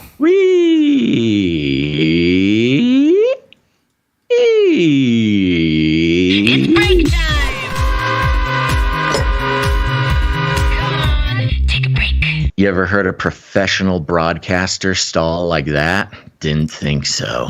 I don't know, man. I'm pretty enamored by the ability of Ben Shapiro to place ads during an interview while he's being interviewed on another show.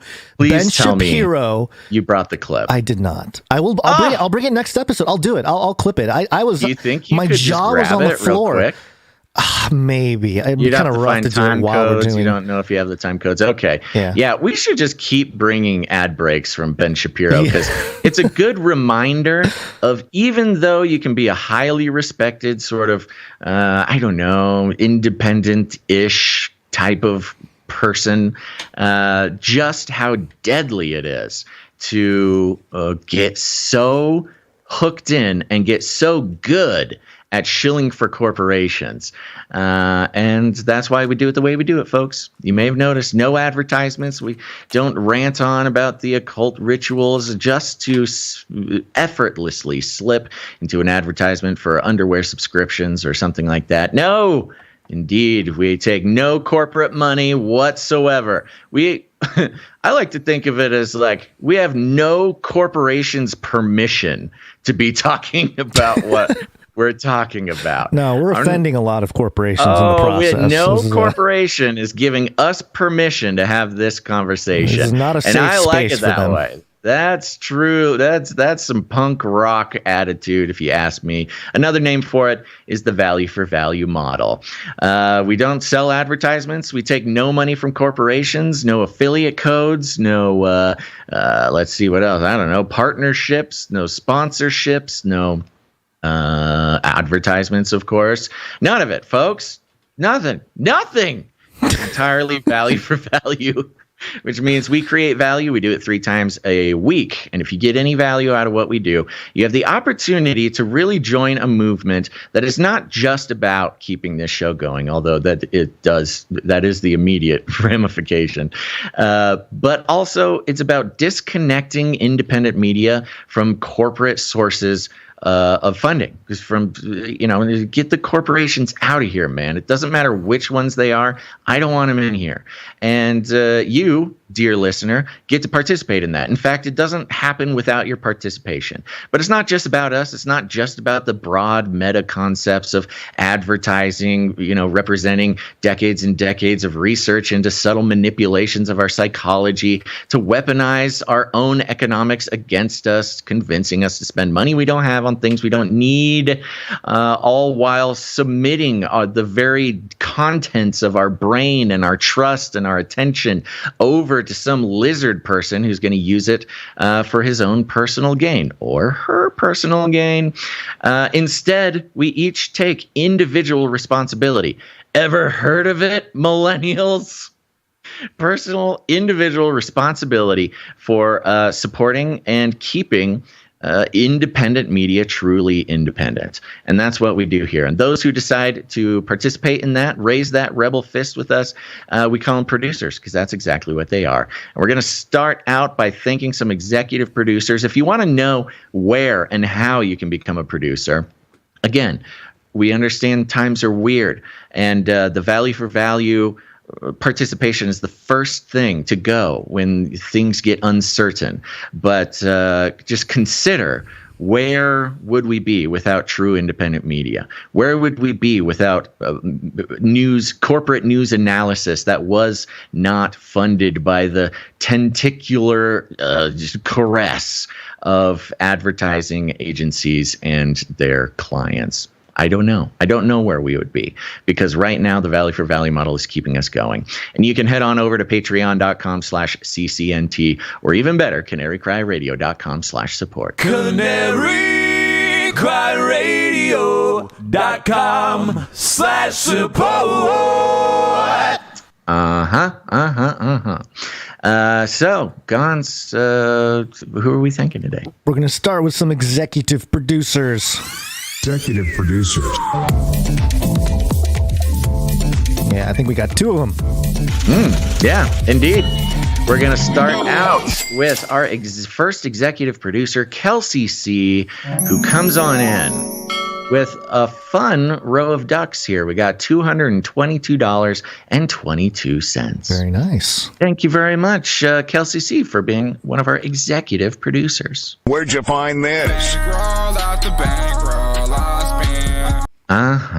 I was looking around. I didn't see a message from Kelsey C., but we sure are appreciative of we appreciate her, it. I'm assuming. Thank you.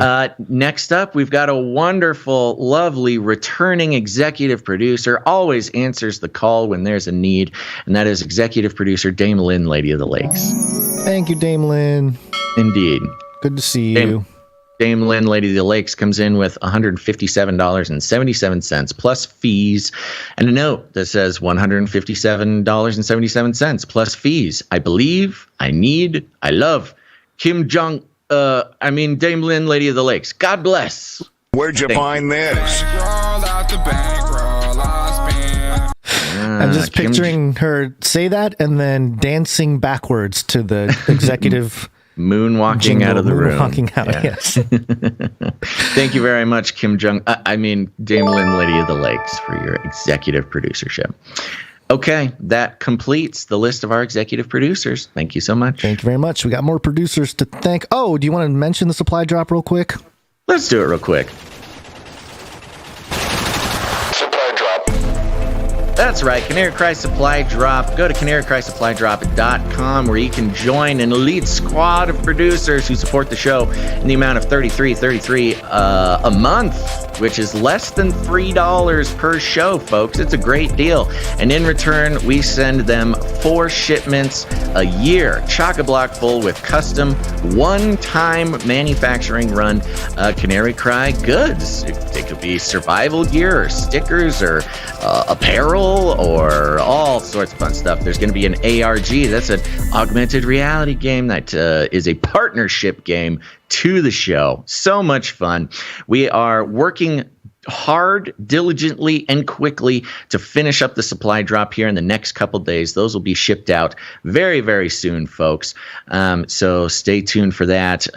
If you have not signed up for the supply drop, you can still sign up and receive the first Canary Cry NFT. That's right. Not only that, but you'll also get a little lesson video. So it's an educational experience from Gonz, helping to explain NFTs, how to interact with them, what they're good for, that kind of stuff. So really, value just keeps flowing out of the supply drop program. Go to CanaryCry.Supply.com now. Waiting for supply drop.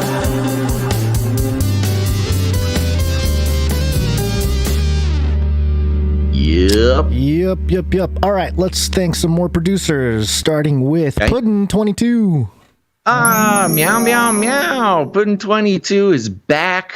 Our feline producer coming in with $33 plus fees. Thank you, Puddin22. And a note.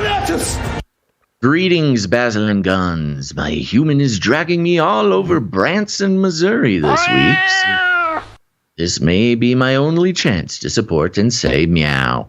I'll still be thinking outside the cage or cat carrier, however, looking for every opportunity to tune in. Puddin22. Thank you very much, Puddin22. Thank you, Puddin22. Next up. I put more of a sophisticated spin on Puddin's voice there. Yeah, glasses wearing cat. Puddin22. Yes. Diabolical. Yes. Next up, Christian N. Christian N comes in for $19.99. Thank you very much, Christian N. Yeah, one of our Norwegians. And a note. Hi, B&G. Whoa. Hi, B&G. Here, my monthly contribution, this time at the end of the month to booster the slump. We got boosted, Gonz. All right. We got the producer booster. Producer booster. I like that. That's the only kind of booster I want to get. Yeah, producer booster. We'll have to remember that. Had to fly to Austria this month for my cousin's untimely funeral. So sorry to hear that. Back again up north. Greetings, the non-Norwegian Norwegian. Thank you very much, Christian. And always a pleasure to hear from you. Sorry to hear about your cousin. Yeah, it's a bummer. All right, thank you, though. Next up, we have Morv. Next up, we got Morv off on a 69 episode streak.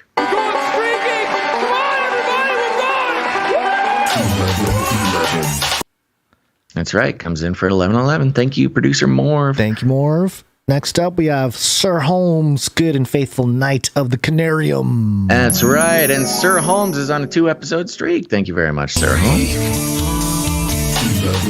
11. Coming in with the 1111. Down with advertising, Sir Holmes says. And can't wait for the advertisement that will sell us the beast/dragon and profit. Yeah, you're right. And profit in both spellings of the word, for sure. Because certainly the beast and the dragon will be highly profitable. I will tell you that much. They will weep when they see the destruction of. Yes, and there was another note here that said peace, love, and joy to you, Canarium. Thank you very much, Sir Holmes. Thank you, Sir Holmes. From one knight to another, Sir JC, Knight of the Techno Squatch. That's right. Sir JC is on an 84 episode streak. Woo! My name is the 1001. Amen. That's right, 1001. And Sir JC has a note here. Gary, what day is it? What day is it? Monday.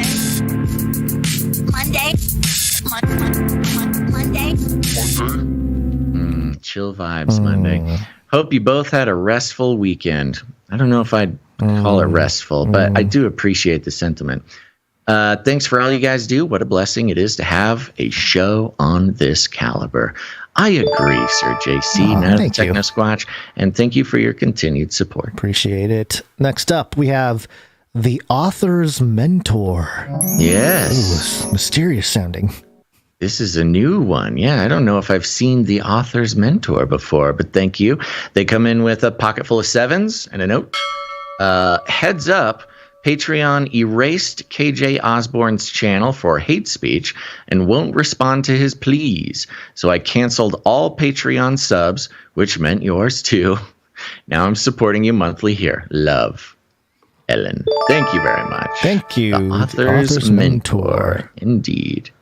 Yeah, and that's something I think you and I, Basil, we kind of saw coming with Patreon. We did have a little run-in, maybe a little scare, year or something ago, something like that. Yeah. So yeah, we kind of see the end of the train there for Patreon at some point, but it is why we don't promote it as much as we used to. Yeah, but we appreciate everybody who's over there right now. And at some point there may have to be a migration, but we're okay for now. So thank you. Yeah, thank you very much. Next up, we have Sir Scott, Knight of Truth. Sir Scott, Knight of Truth, have been supporting the show for 125 episodes in a row. My goodness. Thank you so much. Coming in with the pocket full of 7s and a note. Kind of late. Sorry, guys. Got busy working in the yard. No worries, Sir Scott. You made it. Thank you very much. Thank you, Sir Scott. Hopefully, we're good company during the yard work. Yeah, this is a good yard work show. Yeah. Rake those leaves. Rake those leaves, Sir Scott. Dig that little hole. Do it for Putin. You got it, buddy. Don't do it for Putin. Do it for Chris Rock. Okay. All right. Next up, we have LX Protocol V2. Producer bot LX Protocol V2 comes in and has been supporting the show for 12 episodes in a row, which means LX Protocol V2 might as well be walking on the sun. Might as well be walking on the sun. Indeed, 7s and fees and a note. Dang, I'm not good at this streaking thing. I forget to pay my non-lizard overlords. Be blessed. This is the second time in a row, producer bot. We need to maybe reset you back to factory settings or something. we need a little because your streak is fine on the protocol. run the defrag, man. Yeah, your streak has always been fine. You've never missed it. You're doing a great job. That's that virtual world, man. You start seeing things that aren't there.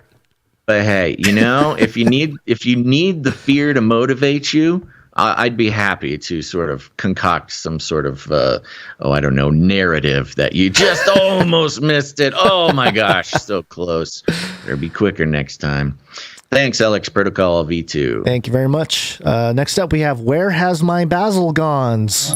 Yeah, Where Has My Basil Gonz is coming in for $14.53. Yeah, that was on the LINKTREE, which I do not get the breakdown of fees, so I don't know exactly what number that was, but it came out to be $14.53. And a note, it says prayer request. Please read. Okay, are you able to get into the Patreon? I can jump over to the Patreon. Okay. Let me jump over there real quick. Why don't you play a little song or something for... Well, it's a prayer request, so we'll call upon the producers. Yeah, certainly. Producers, assemble!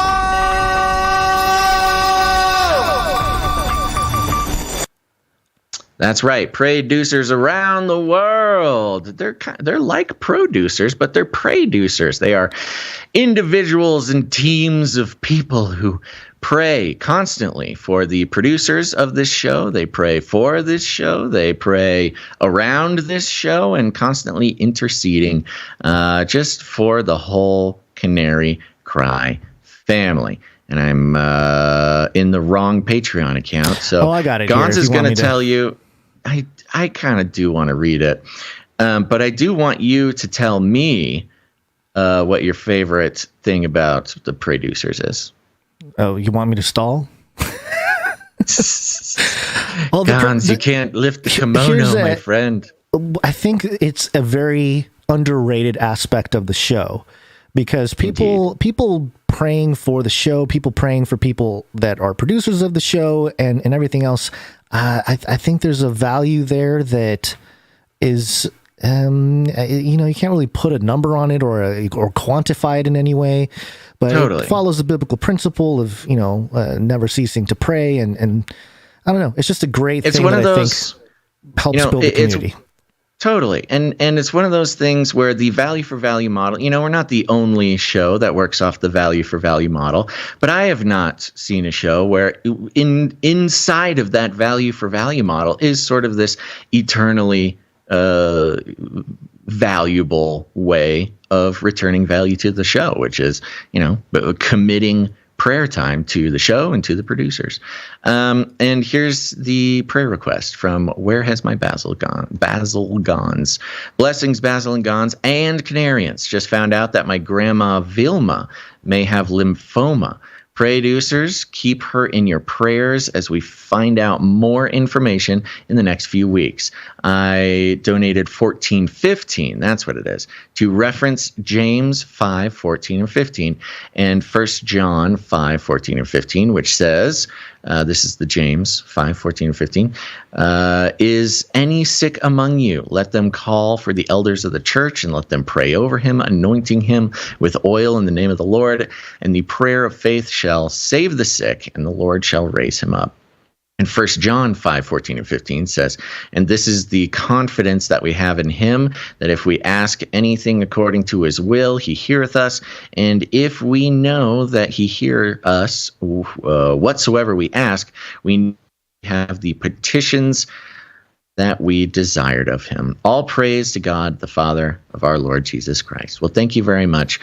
Where Has My Basil Gonz? And yes, producers, we're praying for Vilma, who may have lymphoma. Of course, always pray healing, but also strength and comfort for her and her family, and skill, precision, and that's it. Skill, precision, and experience of the healthcare providers who are in charge of diagnosing that for sure. Thank you very much. Where has my Basil Gonz? Okay, who's next? Oh, that concludes. Wait, let me do a refresh. Make sure we're not leaving anybody in the dust. Nope, I don't think so. I think we did it, Gonz. We did it again. That concludes our producers who have produced the show in the amount of $7.77, which entitles them to have a note read on the show. But we got a few more to thank, and we'll do that now, starting with Simon H., who came in on the Patreon. Thank you very much, Simon H. Thank you, Simon. We got Sir Casey the Shield Knight on a 135-episode streak. Going too fast. I can't keep up. Well, yes, they call him the street. Fastest thing on 2 feet. He is the streak. That's right. He is the streak. Next, we've got the first streak sister, Gail M, on a 101 episode streak. Yeah! What? Oh, yeah! Women rule! And, just while we're here with Gail celebrating her producership, she did send us a note announcing the winners of last week's Gail's Gratitude Grab Bag. That's right. She's a master at finding cute, interesting, rare, and just generally cool canary-themed items out there in the world. And she is so smitten by all of you listeners and producers in the community that she is giving these things away for free as a thank you for being such a beautiful part of the community. And this week, the winners of the Gail's Gratitude Grab Bag are 3 people. It's our Clippies, Gonz. It's our clip producers, Fail, Liverin, Emsworth, and Epsilon. They clip the show. They put it on the Canary Cry Clips channel. It's incredibly valuable to, well, me personally, because then I don't have to do it, but also to the whole community. And there you go, Clippies. Go ahead and send an email. You know what? I'm going to put it into the conversation, my secret club of Clippies over on the Discord. Send Gail an email, and she will ship out your beloved and treasured prizes. Thank you very much, Gail. And now we're going to thank the next streak sister, and that's Veronica D. Yeah! Right. Women rule! So much. Yeah, 101 episodes in a row. Thank you, Veronica D. Thank you, Veronica D. Next up, we've got Sir James, Knight and Servant of the Line of Judah on a 70-episode streak.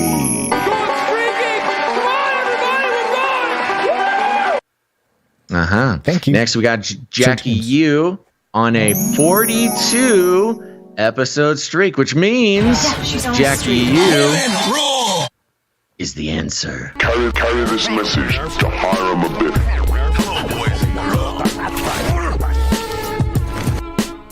Indeed. Thank Next you, up, we've Jackie. got congratulations, Jackie. Congrats, Thank you for your continued support. Next, we got the good Doctor Who done that on a 70-episode streak.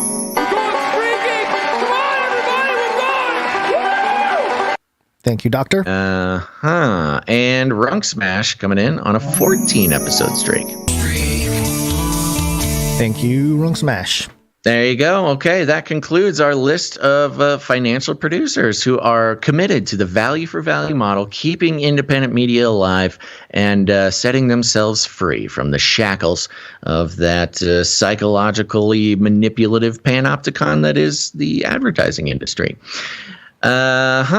Okay, let me look. Yeah, that's it. So there you go. If you want to participate and become a part of the producer family, again, head on over to patreon.com/CCNT or CanaryCry.Radio.com/support. CanaryCry.Radio.com/support. And thank you for your patronage. Shut up and take my money. Thank you for your patronage. Thank you for your patronage. Thank you for your patronage. Please leave a message after the tone. At the tone, please record your message. Leave a message. Beep. Message. Oh, you'll never get me again, yelling man at the end of the jingle. All right, go to CanaryCryNewsTalk.com. You'll see a green tab somewhere on there on the right-hand side or the bottom if you're on a mobile. And you just click on that. You can leave us a message, any message you like. You can just leave it. And by leaving a message, you agree to have it played on the show, but you also agree that we can not play it if we don't want to. We're the boss around here, but we do love getting them. We got any messages, Gonz? We got one from Ghostronaut. Hey, man. It's your old buddy, Ghostronaut, calling from the vacuum of space where I haunt all the aliens and other spacefaring species, obviously, because I'm a ghost and I'm an astronaut, so Ghostronaut. Yeah, you get the picture. Anyway, just want to say thanks, guys, for making the show. Absolutely love it. my favorite thing is to just kind of put an ear in while you guys are on, do chores around the house. Feels like I got my buddies, my best buddies, just hanging out in the house, talking about random stuff that is interesting and hilarious and wonderful. So thanks, guys. You rock. You're doing a great job. Great job. Ghosternaut out. Ghosternaut out. We've received a crackly message, a transmission from the depths of space. Well, that's fun. I've actually seen Ghosternaut in the chat the past few episodes, so great to have you here. And thank you for breaking down Ghosternaut. Like I said, you sometimes you read something, but then you hear it explained, and you just think, I get it. It sounds like Ghosternaut does a lot of chores. Very important part of running a household. And thanks for listening. Yeah, especially in the vacuum of space. As a ghost, it's hard to hold things. Oh, man, those nebulous dust clouds.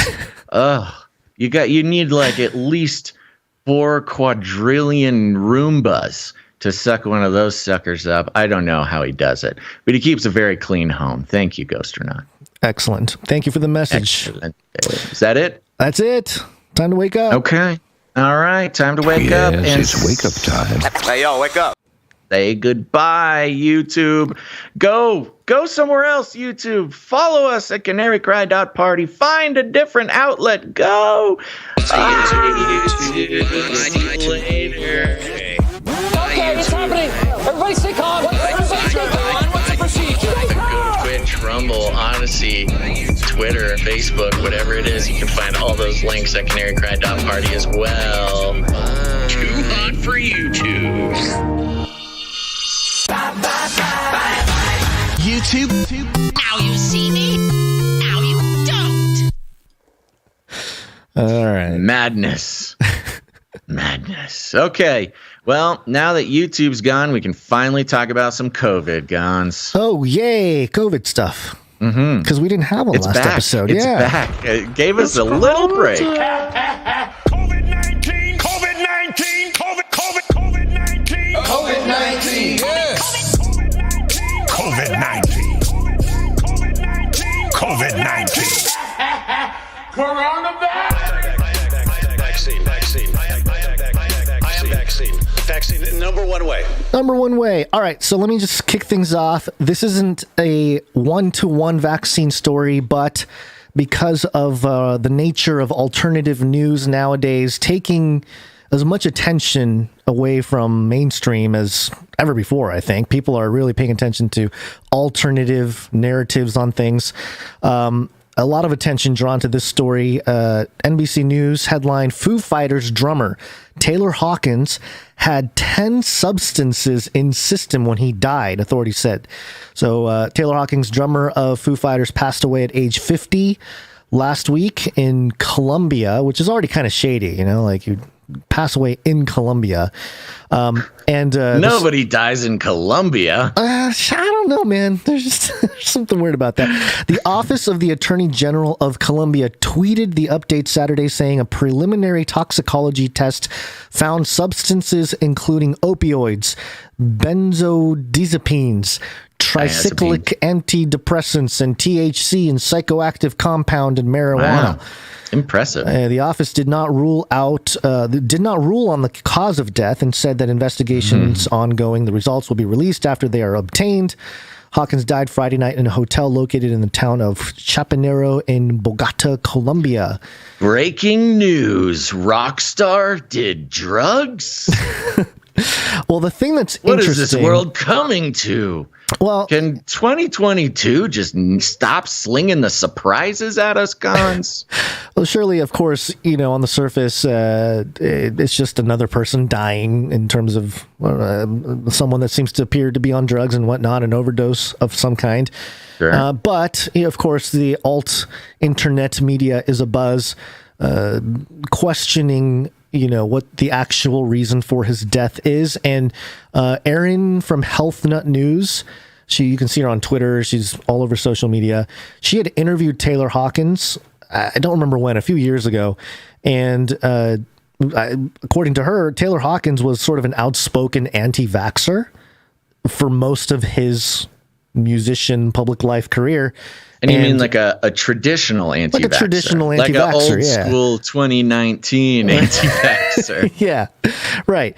But of course, things changed with the pandemic, and Foo Fighters were one of those bands that required everybody to be vaccinated to attend the concert. And Famously. So obviously the connection here being made by people, or at least the questions being asked is, okay, did the vaccine have anything to do with his death? 50 is fairly young. Yes, he probably did some drugs or whatever. But also something that was pointed out was that to find 10 substances all at once and this quickly is somewhat unusual. And I wouldn't know. I have no idea. I'm not a toxicologist, but perhaps somebody. Well, luckily I am. Gonz. Oh, great. I'm revealing my true career path. Oh, yes, you're revealing the... Is I, Basil, the toxicologist. Okay, great. Fill me in. Fill my brain. Oh, Give I me don't the brain really juice. know. It's very complicated. Well, so, yeah, usually like a really thorough toxicology, like blood report, it takes a few days, even if you're... I mean, it all depends on like the lab industry in your country and stuff like that. Right. I guess in theory, if like, some super powerful person wanted to rush a toxicology report, they could, but that also just like opens up all sorts of obstacles, variables that both like accidental like mess ups in some lab work, but also rushing it is always kind of suspicious. It just kind of like somebody really wanted especially for headlines. Right. They wanted the right message to get out, and so they rush it. It's always a little suspicious. Generally, true, thorough toxicology reports will take at least a couple days. Well, according to this 2012 WebMD article, it says it takes weeks, sometimes months. It could also, definitely. But, a lot of that is that's like a normal person. Right. It's not like a forensics situation. Just like getting some lab done or something after you die. And there's a whole line of people getting, that's mostly sort of administrative in reason. But if there was somebody sort of sweeping aside the administrative obstacles, you could get it done faster. But why did they want to do it? Why do you want to solidify the story? Why do they want to control the narrative? Why do they want to, you know what I mean? It's more indicative that somebody wanted to control this information stream and do it that way. I mean, there are like field test kits, but I don't know. Most of them are urine test kits. I'm not really clear on the field blood test kit, which would give you some kind of preliminary ideas, but you would still run an official test. So I don't know. It is suspicious for sure. Yeah, and if we're on the theme of occult rituals and things of that nature, he did appear in a film that just came out called Studio 666. Right. So, right. It's always kind of strange when the timing of a death is close to a release like that. The last, big public film appearance is on a film called Studio 666. Do we know why he was in Colombia? They're doing a concert. It was some festival that they were planning to play. So they were working. Yeah. Yeah, I see some people talking about urine tests. It's hard to do a urine test on a dead man number one. Don't they excrete urine when the body passes? Yeah, and then you just kind of take his pants and wring it out into a jar or something, guys. I don't know. How do you get a sample? Look, Gonz, I'm just asking questions, man. No, it's not a dumb thing to say. There are people in the chat thinking you are exactly on point. Yes. Why not wring out the man's urine out of his pants into a jar and test it? We need to get to the truth. It could. It's possible. Yeah. But either way, yes, the speed at which they are releasing that information is highly suspect. And depending on the type of drug, it's not like one lab process that tests. So depending on the different kinds of drugs you're looking for, it's like a bunch of different processes. So yeah, it's much more complicated. They say they got 10 hits. Opioids, THC, antidepressants. Even for like a bulk test, which they do bulk tests for the old urine test. Mm-hmm. They need to be because and 10 is a lot. That's a lot. It's a lot. I don't know stuff. I don't know if there is a 10 test, because some of those things you can't test in the urine. Not everything shows up in the urine. Right. Well, anyway, I thought I'd bring that up just because it is a part of the conversation, and I see it all over social media. The people, especially young people, athletes and stuff, passing away. The question always arises, and that's kind of where the mindset of a lot of the people who are skeptical of the mainstream narrative is at, which is interesting to see because, it probably is a lot of people who were kind of toeing the line of whatever they were told for a while. And then the last year, maybe, and maybe even less, they started questioning like, wait a minute, what's really going on? And then when things happen, for example, like Foo Fighters, a huge band, I'm sure a lot of young people were devastated by this news, and you kind of have the option to question some of that. Now, I'm not the biggest sort of rock star guy, rock historian person. I'm really not great at names of musicians. Is he someone who would count as like perhaps a celebrity big enough to be like in a rule of three situation? Well, yeah, probably, because he's Foo Fighters. Arguably, I had somebody tell me this. I think it might have been our friend Sam. He was saying that Foo Fighters is arguably like the most successful arena touring rock band in our generation. Oh, no, for sure. Yeah, I would say this is pretty big if it is some kind of takeout. So yeah, so the COVID connection, the COVID connection here is just like the weirdness of the response of how he was so pro-vaccine after not being after being anti-vax. And then, what kind of message is this sending about the vaccine? Something like that. Okay. And then real quick, just a headline, because it's fun, from the independent.co.uk, owned by 41%, or 41% of it, which is owned by the son of a former KGB member. Yeah. People who haven't had COVID yet probably have no friends, a Korean doctor says. Doctor later deleted comments following backlash. Well, can't argue with that. I just love this concept of, all Asians are just grumpy inherently. And here we have a Korean doctor, just, if you don't have COVID yet, you're no friends. Nobody like you. It's almost... Nobody wants to be around you anyway, It's so contagious. You have one friend, you get it. You get COVID. Yeah. Anyway, I wonder if is there like a hint of like pride in having had COVID there? In that, I don't know. Like, culture, I don't mean there. Yeah, I don't mean there in the culture. Maybe not. But maybe like he got COVID and his friends, right. Somebody he knows like, didn't. Sounds like it's because he's got no friends. He's kind of triggered, He's I get it. Excuse me. They're like, oh my gosh, I can't believe you got COVID, doctor friend of mine. Yeah, well, it's because I have friends. What, you don't have it? You don't have any friends? Okay, go get a life. Thank you, KGB, for that message. I love this Korean doctor message brought to you by former KGB member's son. Yeah. All right. Speaking of which, I got a story here from theguardian.com. The headline, We're way behind. Next U.S. booster rollout faces delays and lack of funds. Oh, no, we're way behind, guys. Wait, what happened to all the funds?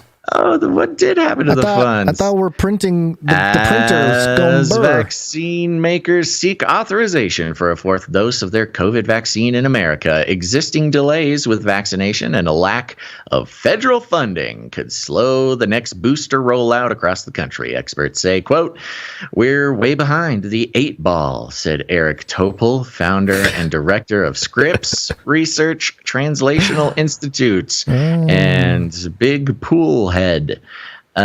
He's from Scripps. Remember Scripps? Mm-hmm. Big. That's where what's his face who got caught emailing Fauci about how it was gain of function research. Yeah. The rollout of the first round of boosters authorized in the U.S. last fall, quote, just fell off the cliff, with many Americans still not realizing they are eligible or that the booster is recommended. If you are a human being with the capacity to read or hear things, there is no possible world in the infinite multiverse of worlds that you are not aware that the booster is recommended.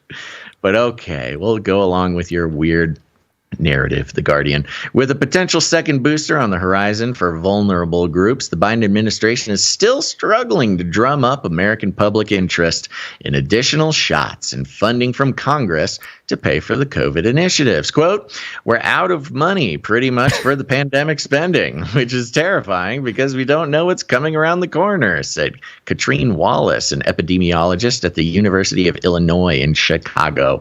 Can you imagine the fear that grips these university professors and program directors who have just been riding a tidal wave of cash for 2 years? All of a sudden, rug pull.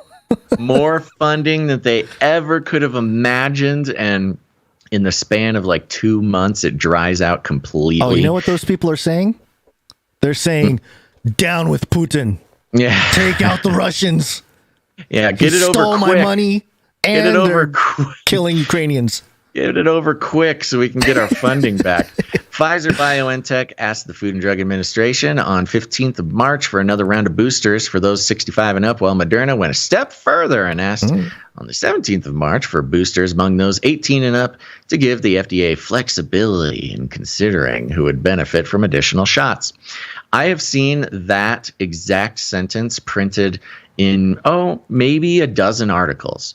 Yeah. This idea that Moderna, yeah, exactly. It's the memo that went out. Moderna asked for a pretty big ask from the FDA, which was really suspicious and seems really irresponsible, which is instead of, ratcheting down from 65 and up to 35 and up to 18 and up, and like they did with all the other shots, they just went and said, yeah, let's just give it to everybody, or just right away, just go. But their explanation is like, oh, no, we're just going to ask for everything and see what they give us. Those wise magicians at the FDA will know where to make the cutoff. The doses in question would be the original formulation of the vaccines. Omicron-specific vaccines are still in trial phase. Don't care. A $15 billion funding package for testing, treatment, vaccines, and more was cut unexpectedly from an omnibus spending bill in Congress on the 9th of March. Oh, weird timing, isn't that? They just unexpectedly cut the $15 billion funding package that was supposed to go directly to big pharma and associated organizations right about the time. Almost 2 weeks to the day before the war. We're just 2 weeks is a perfect window. Before we sent troops over there is what it was.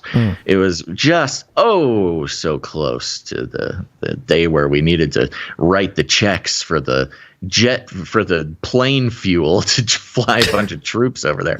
Health officials spoke to Democratic senators about the urgent need for COVID funding in a meeting on Wednesday, Politico reports, but the plan may meet with opposition. Republicans who are not at the meeting say the White House's $22.5 billion request must be accompanied with equal cuts to government spending elsewhere. Imagine that. There is enough funding to give fourth doses of vaccines to immunocompromised people who already qualify for the shots, et cetera, et cetera, et cetera. Then it goes into how great they are, some made-up numbers about their efficacy. The effectiveness is a miracle, somebody said. That's incredible, but that's never been conveyed to the public. It's amazing to me. Wow, laying it on thick there.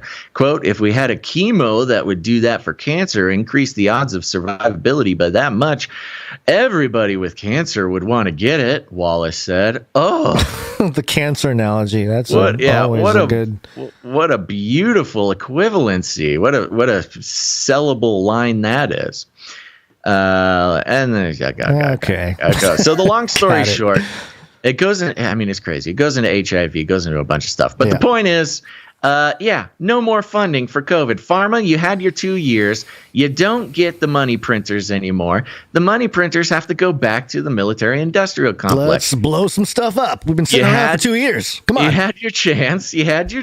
You got your billions and billions and billions from your 2 years. And now we're going back to the war thing, It's hard to build a legacy. We're circling back.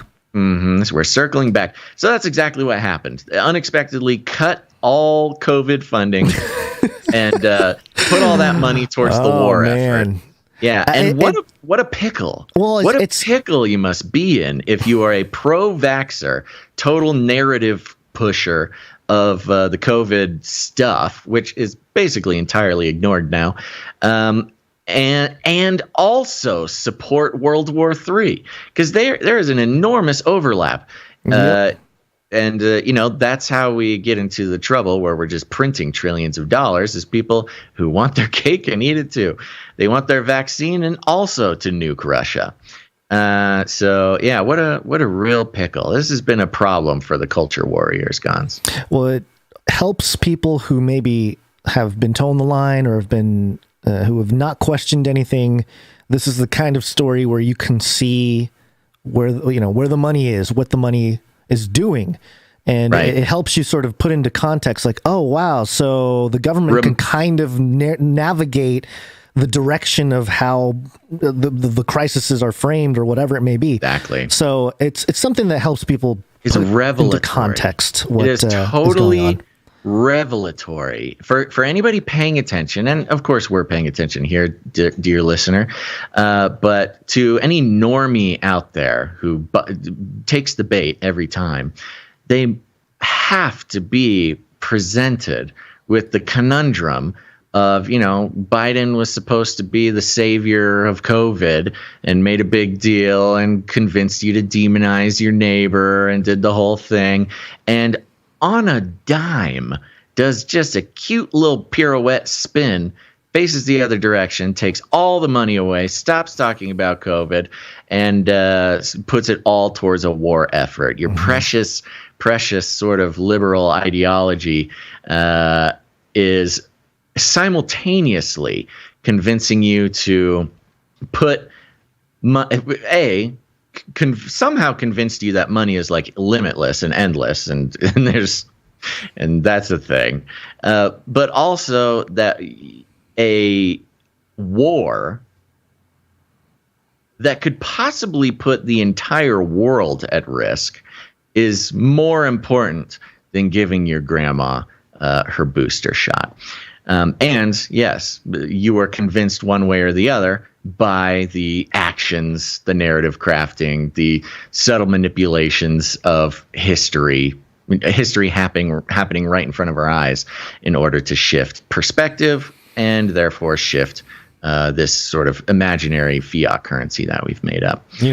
My mother always tells me about when I was a kid, I ruined some kid's birthday party because a magician came and I was standing off to the side and I can see all the tricks that was happening, and I would point and yell at what the guy was doing, like hiding stuff.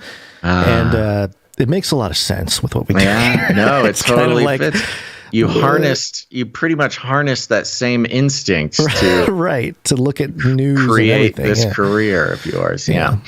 So that's just fun. It's just fun to follow that. And again, a good example of the war machine turning away from the endless war against COVID, but they're still keeping it in the wings. At any moment they could. It has, even though it may be out of the mainstream focus, they know they have a nice weapon there. It's not going away. It's something they can fall back on anytime they need. It's in the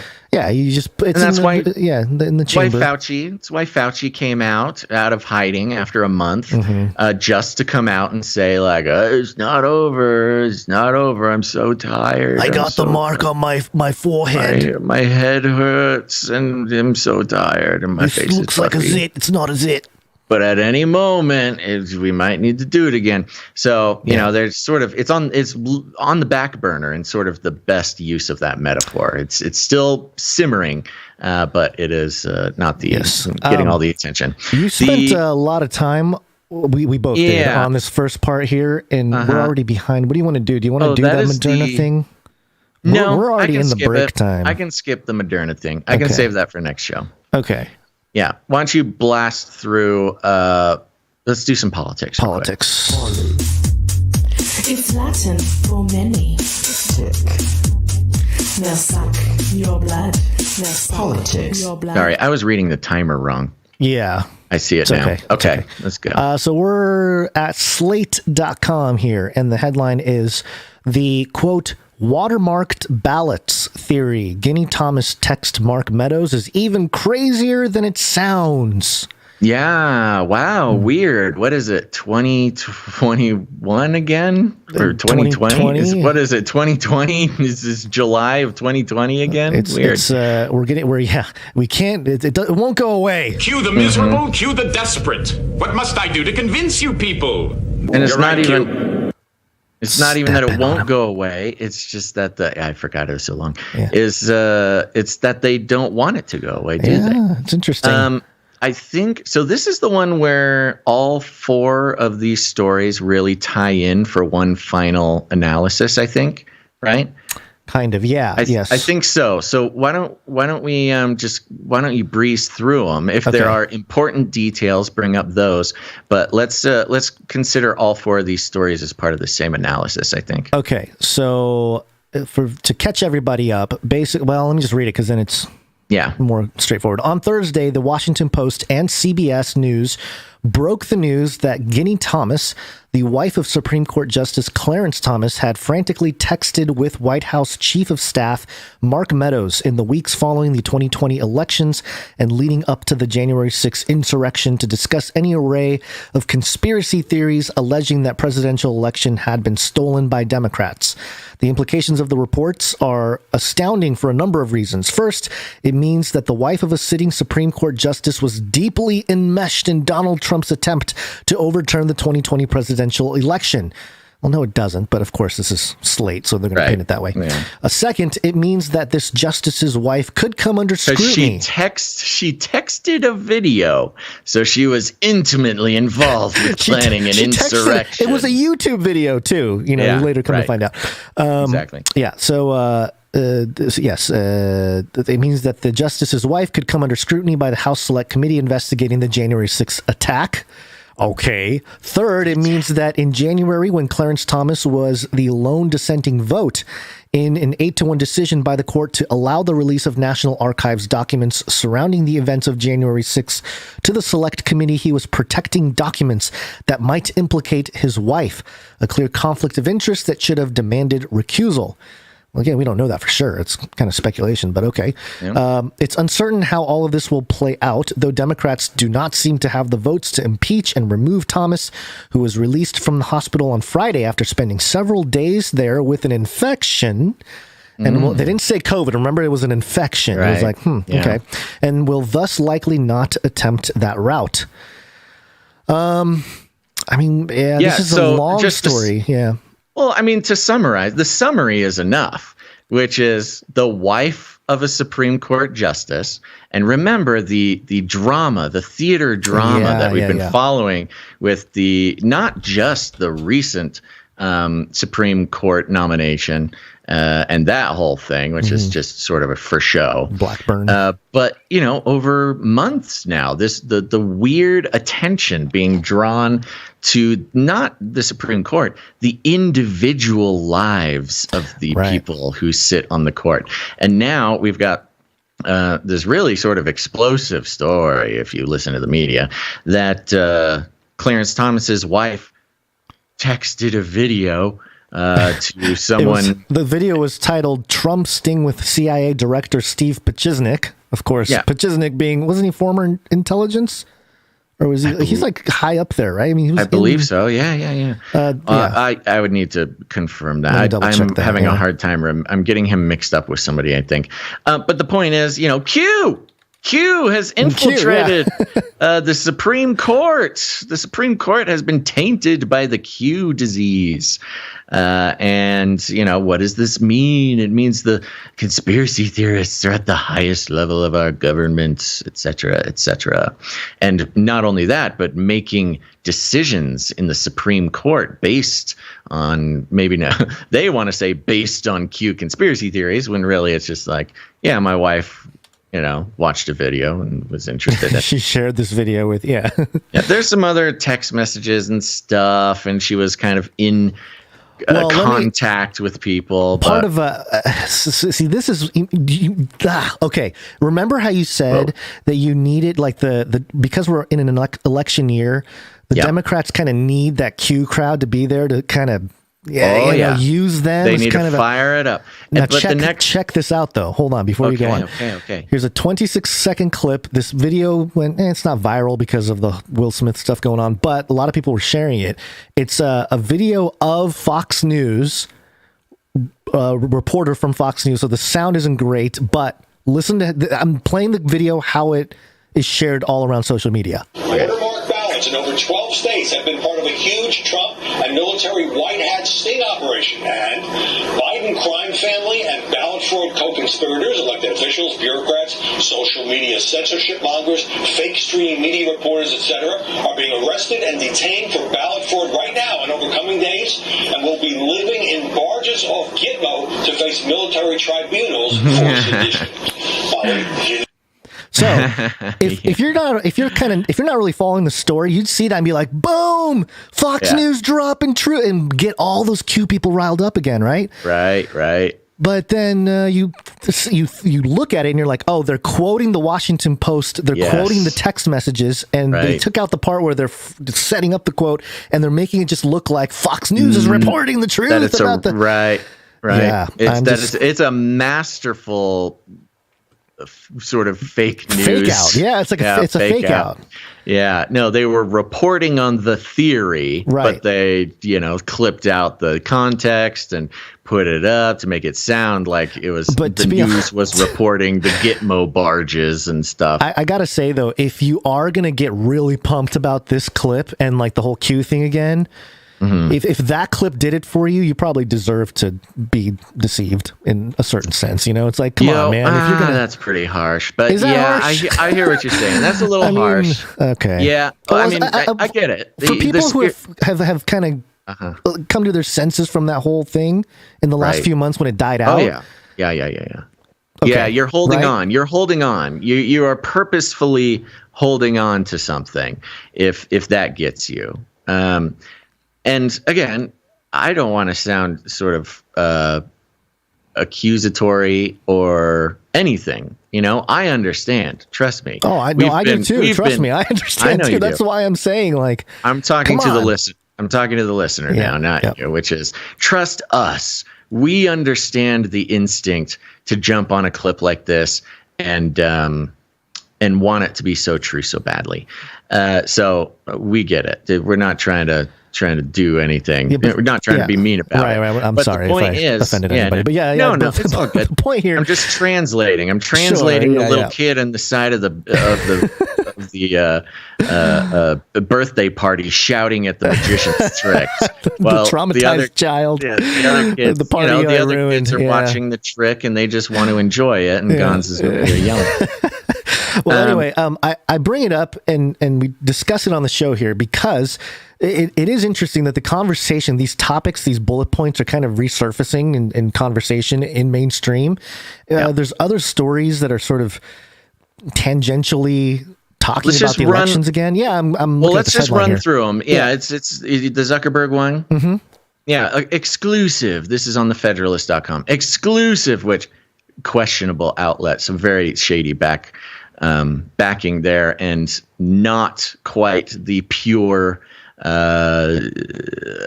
conservative sort of representation that right. And look at the number on the ballot there. Picture of the ballot on the top right. 000330. It's right there. They're signaling right there. The Federalists, you sneaky little devils. We're on to you, Federalists. Yeah, the headline for those who are just listening, exclusive, Zuckerberg-connected nonprofit helped shift Michigan's 2020 voting rules. So again, it's just going to the voting thing, the election rigging on both sides. You know, this is the Q theories are flaring up. They're gaining more traction. You've got the headline here, U.S. This is coming from abcnews.go.com. U.S. seeks tighter UN sanctions after North Korea missile test. We've got a flare up of the North Korea thing. Whoa, what is that? Are you playing some? Oh, sorry. Okay. So what's happening here is a beautiful painting of a picture of almost like a time warp where we're falling back into 2020 and the Q extravaganza and how important it was that Q was in every eyeball and every ear hole leading up to the election. And at first glance, you might think, oh, this is the Republicans trying to fire up the base and trying to bring back the controversy about the elections and the stop the steal and et cetera, et cetera, et cetera. But if you really think about it, what's more likely? I think what's more likely is that the midterms are this year. Some extremely prominent Democrats are up for re-election in their districts, and the Q crowd, much like how Hillary Clinton was the best thing for Republicans, was, her running was the best chance that Republicans had to win. Q rearing its ugly head, being back in the mainstream news, not just in popular places like the Federalist, signaling their 33 on their front page there, but also mainstream news like ABC News, Slate. You got some hip news there. Every layer of the mainstream media, I don't know, tres leche cake is bringing back up the Q situation. And I think that it is significantly more beneficial for Democrats in this midterm election to have Q resurface. And as we deconstructed during the whole Q phenomenon, the mainstream Q phenomenon rather, Q followed a very specific and historical pattern of PSYOP, where it was created as a Soviet creation for the first time around, or at least the most recent time around. Operation Truth, creating a psychological operation to sort of draw out the snakes, draw out the dissenters, draw out the conspiracy theorists so that they can be used and sort of narrativized into an enemy and be a very, very, very useful political tool in order to bolster the ranks of the oppositional party. And I think that's what we're seeing now.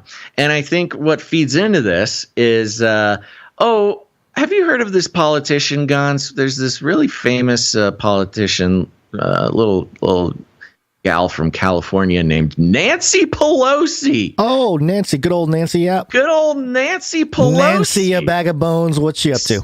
Some would argue Nancy Pelosi, the puppet master of the most recent, Democratic strategies. Once Hillary was sort of dethroned, Nancy Pelosi being of course, the whip, the majority whip, the leader of the Democratic Party, second only to the executive branch, being Joe Biden.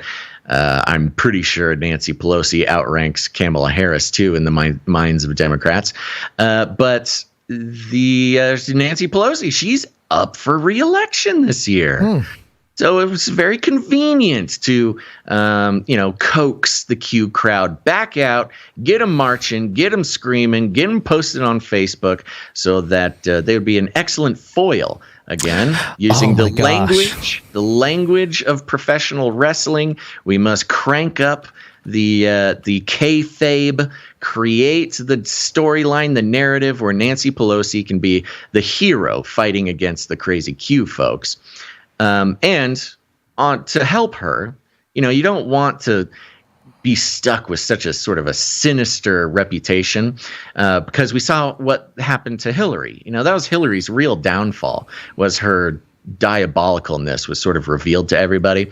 And Nancy's really walking that tightrope with her party. That's why Daily Caller out here with a headline, Nancy Pelosi says she eats ice cream for breakfast. Aw. No. She's just a cute little old lady. Just a cute little old lady enjoying her mornings. No. See, this is very strategic. Well, I agree. Okay. Because, what was the thing? The big thing around the Hillary was Pizzagate, right? Pizzagate. Okay. So I think Nancy is, by showing this innocent front, she's dropping ice cream for breakfast as low-hanging fruit for those Q people to latch onto. Oh, it could be more bait. She knows what they'll do to make things trend. And maybe it's a failed attempt, but maybe in her thinking, conspiracy theory bait. Let's give her. I'll say something like a wiggling worm. Yeah, and you can get all these people riled up about the ice cream actually means whatever, like a little Japanese child or something. I don't know. Could be anything. Right. So anyway, that's my theory. Yeah. That may or may not play out for Nancy. I think both of our theories could be true. I don't think they're exclusive to one another. No. So let's keeping that in mind. Now, again, this is coming from the Daily Caller. Yeah. So this is where the sort of latent Q folk might be hovering around. I'm not saying the Daily Caller is like a Q outlet. No, by no means am I saying that. But they can feed that well, those who might be at risk of falling back into some sort of Q hysteria, they are reading Daily Caller.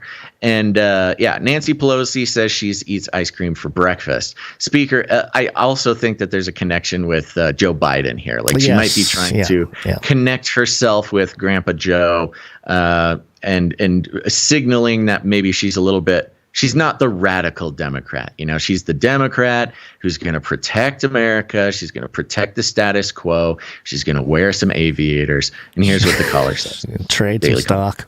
Speaker of the House. Yeah, right. Speaker, I can't do insider trading. I'm too busy eating all this ice cream. Speaker of the House Nancy Pelosi told podcast host Ruthie Rogers Tuesday, podcast host, that they're going to come a long way. Can she get any lower? That's how we look at it. They look at it as a prestigious title, podcast host. She's reaching the young people. Is what it is. Yeah. She's staying young. Speaker of the House Nancy Pelosi told podcast host Ruthie Rogers Tuesday that she enjoys eating chocolate ice cream for breakfast and that she used to try to steal the dessert in college. Remember, I used to be young once. Quote, it's convenient. It's right there. It has a long shelf life. You don't have to worry about it. It sounds like a bad podcast. You have Nancy Pelosi on your podcast and you just let her ramble about the virtues of eating ice cream for breakfast.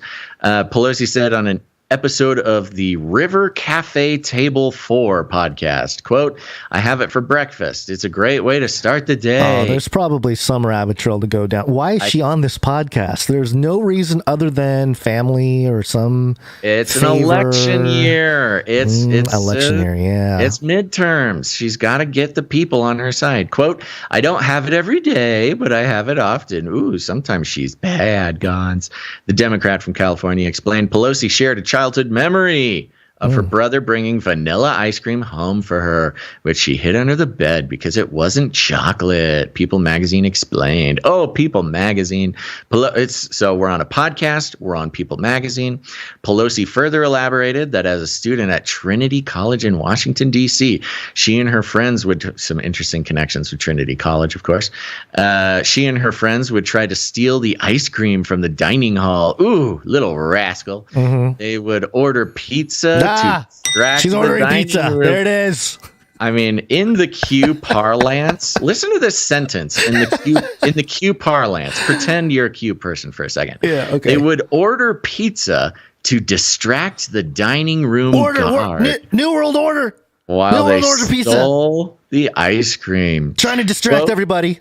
Now the freezer was locked, so you could only lift it a little bit and then put the scooper in there and pull it out. The excruciating detail with which this podcast host let Nancy Pelosi talk about ice cream is, I consider it an affront to our profession. I consider it the biggest psyop. You know, it is bigger than the Will Smith thing. This is people egregious. Complain when you and I interrupt each other or our guests. This is a situation where this podcast host's righteous duty to interrupt Nancy Pelosi about this ice cream story and talk about something else. He goes on, quote, "It's hard to tell a flavor in the dark. You could tell if it's chocolate or not, but peach, strawberry, and the rest, that kind of comes together." What in the world is she talking about? Pelosi's affinity for the dessert garnered her scrutiny. Oh no, it's backfiring. Contentious conversation. Pelosi's affinity for the dessert garnered her scrutiny after she released a video showcasing her refrigerator fully stocked with it while the U.S. experienced skyrocketing unemployment and economic turmoil in the COVID-19 pandemic. Oh, Nancy, Daily Caller. You're not supposed to show them your fridge. Daily Caller, you really got her. You really got her.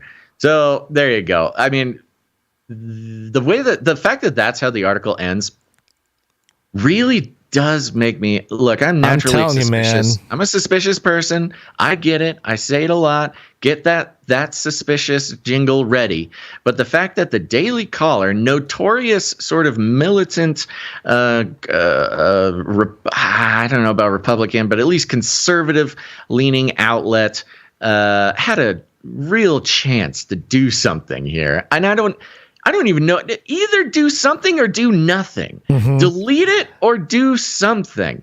But the fact that it's here and there's nothing else there's nothing else here is highly suspicious. They're being very coy, like it's even more deceptive that way. I don't even know if they are.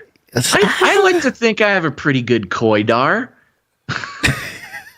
which is a thing I just made up. Coy-dar. I like to think I have a pretty good coy-dar. That is a thing. That is definitely a thing. I barely detect any coyness in this. You don't think so? I think this little paragraph here, Pelosi further elaborated that as a student in Trinity College in Washington, D.C., she and her friends would steal ice cream. They would order pizza to distract the dining room guard while they stole the ice cream. Dog whistle. I think that is a little cute dog whistle. I don't know, sure. man. If you're writing that, you got to know that those words together, at least in the same sentence, has an effect on certain people.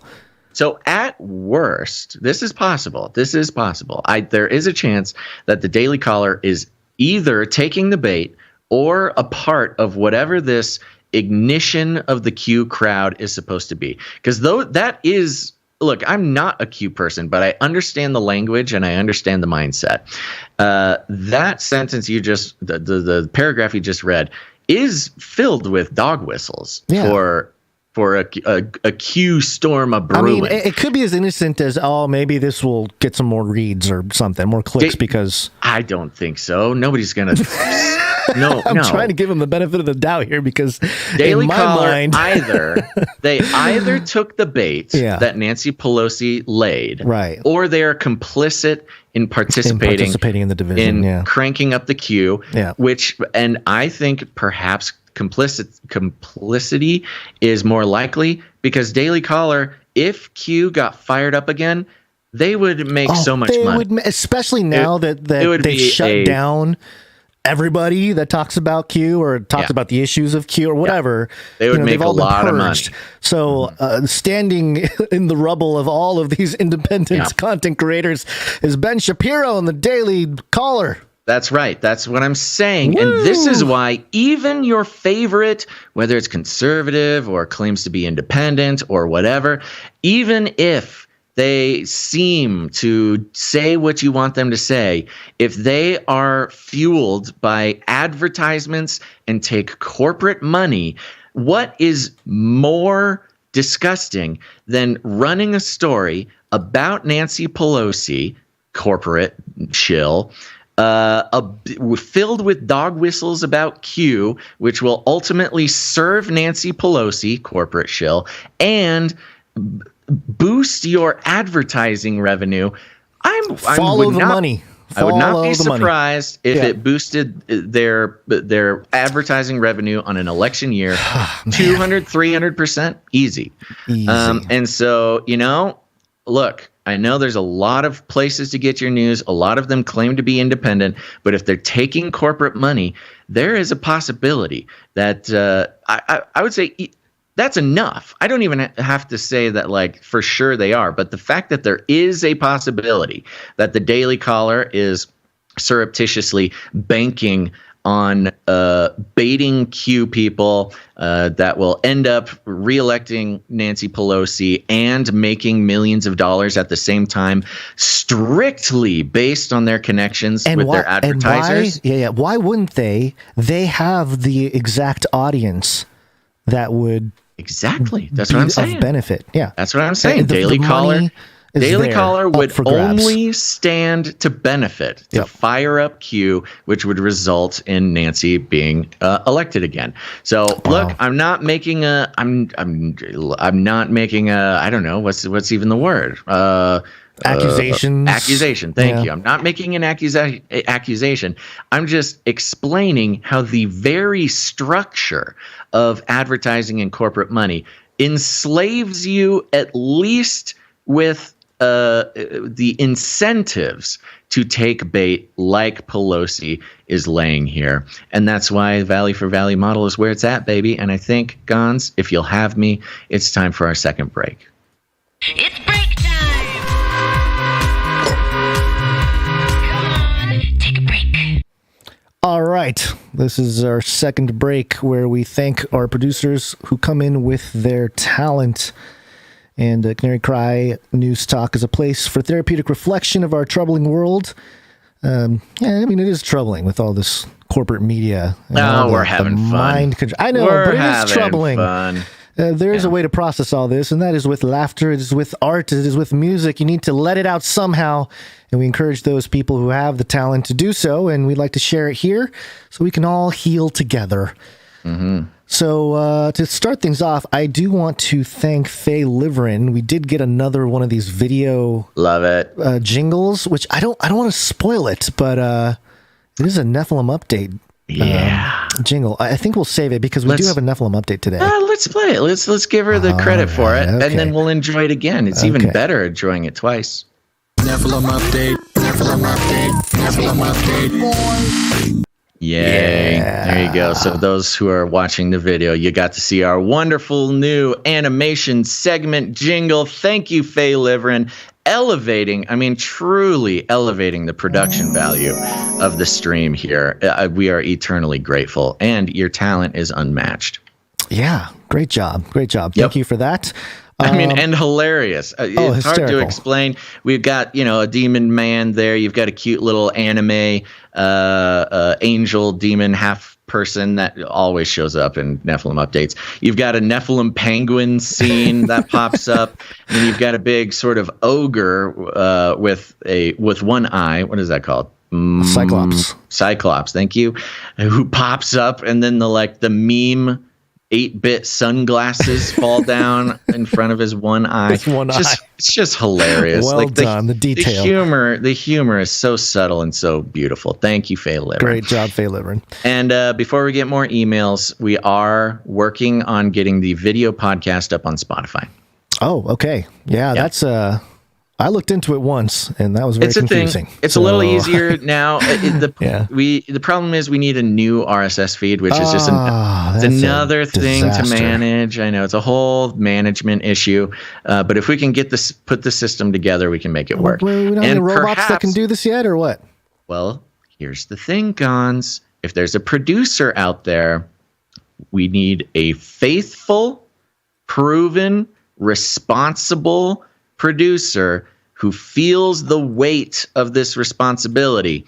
Because if we could get a producer to be in charge of putting the video, receiving the video from us, and just uploading it, copying and pasting all the stuff that we already do onto a new RSS feed, that would be the best case scenario. But we're taking this very seriously. So don't volunteer unless you feel like you're ready to take on some serious responsibility for the show.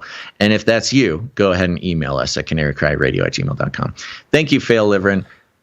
Thank you very much. All right, so we're going to thank some audio producers. Hold on. Oh. Just a detail. The art, the individual pieces of art that constituted that animation were done by Sir Salmons. Ah, okay. So it was a collaborative effort. A little collab. Okay. I love that. Very cool. Okay, that makes it even better. Mm-hmm. Very, very well done. Okay, thank you very much to Faye Liverin and to Sir Salmons for the contribution. Sir Salmons, Night of the Fishes. Yeah, indeed. All right. Okay, audio producers. Audio production.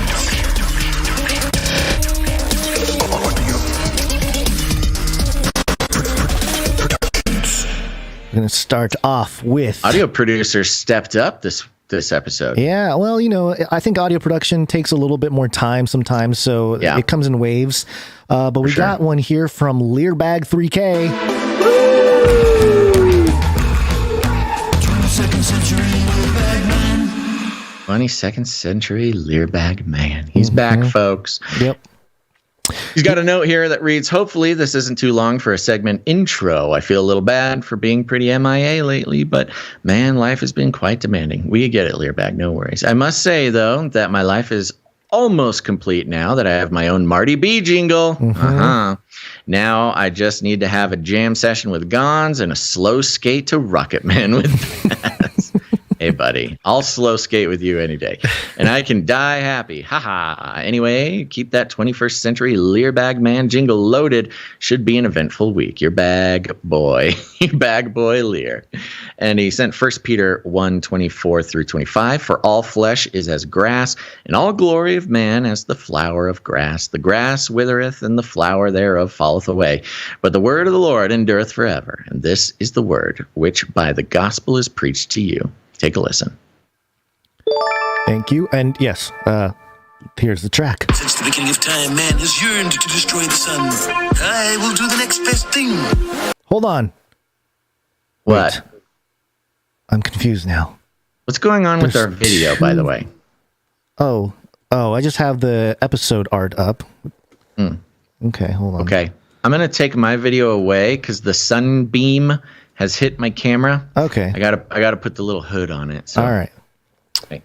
Okay. I'm sorry. This was was that not the correct one? I think it is. We got 2 different climate change submissions, which is why I was a little confused. But this is the one from Learback. Since the beginning of time, man has yearned to destroy the sun. I will do the next best thing. Block it out. Climate change. Climate change. Mass extinction. Solid. It's got so many good things in there. Thank you, Learbag. Thank you, Learbag. Yeah, and I will just say it right away, just so it does not come as a surprise.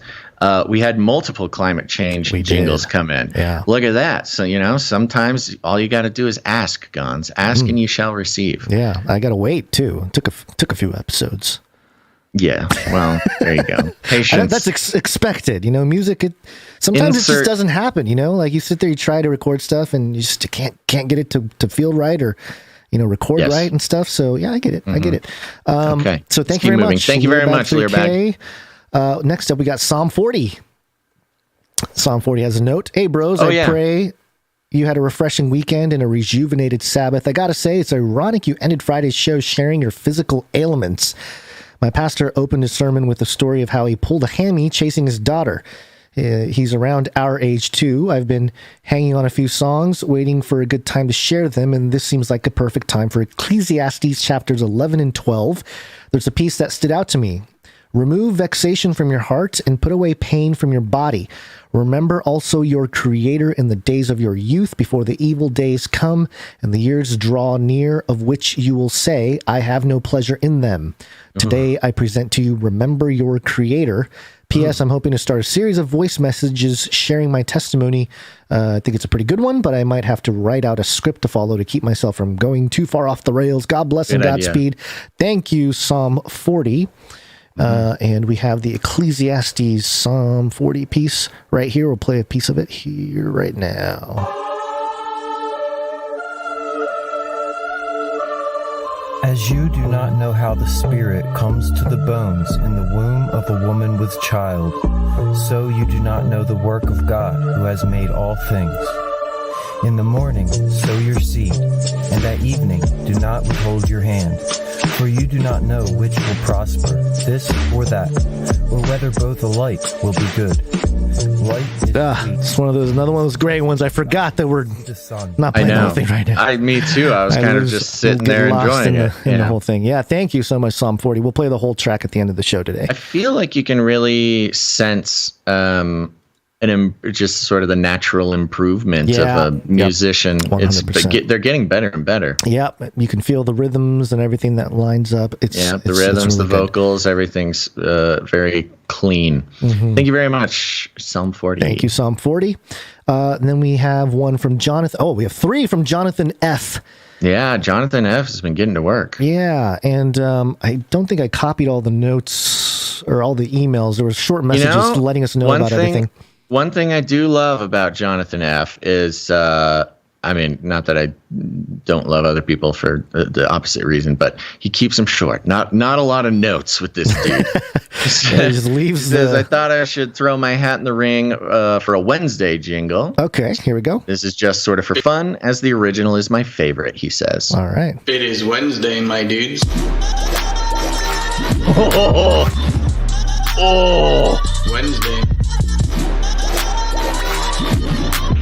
Wednesday.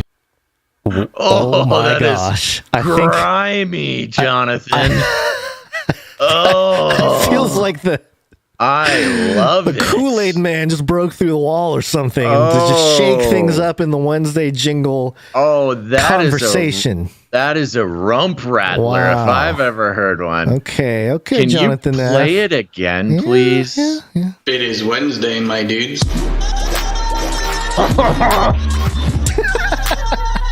Wednesday. Wednesday. Yo, listener, I don't know what kind of gear you are listening to this on, but in my studio headphones, my face, you can't see my face. It is the biggest, just grimiest grimace I have ever made in my life. I love it. Thank you, Jonathan. I think it's also a nice tasteful balance too. It's a nice tasteful take on the original Wednesday jingle, and is a little less grinding, and a little bit more grindy.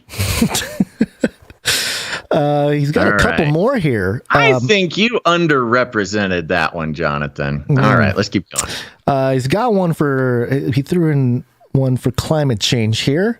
Not to be outdone by Learbag 3K. Here's Jonathan F. with climate change.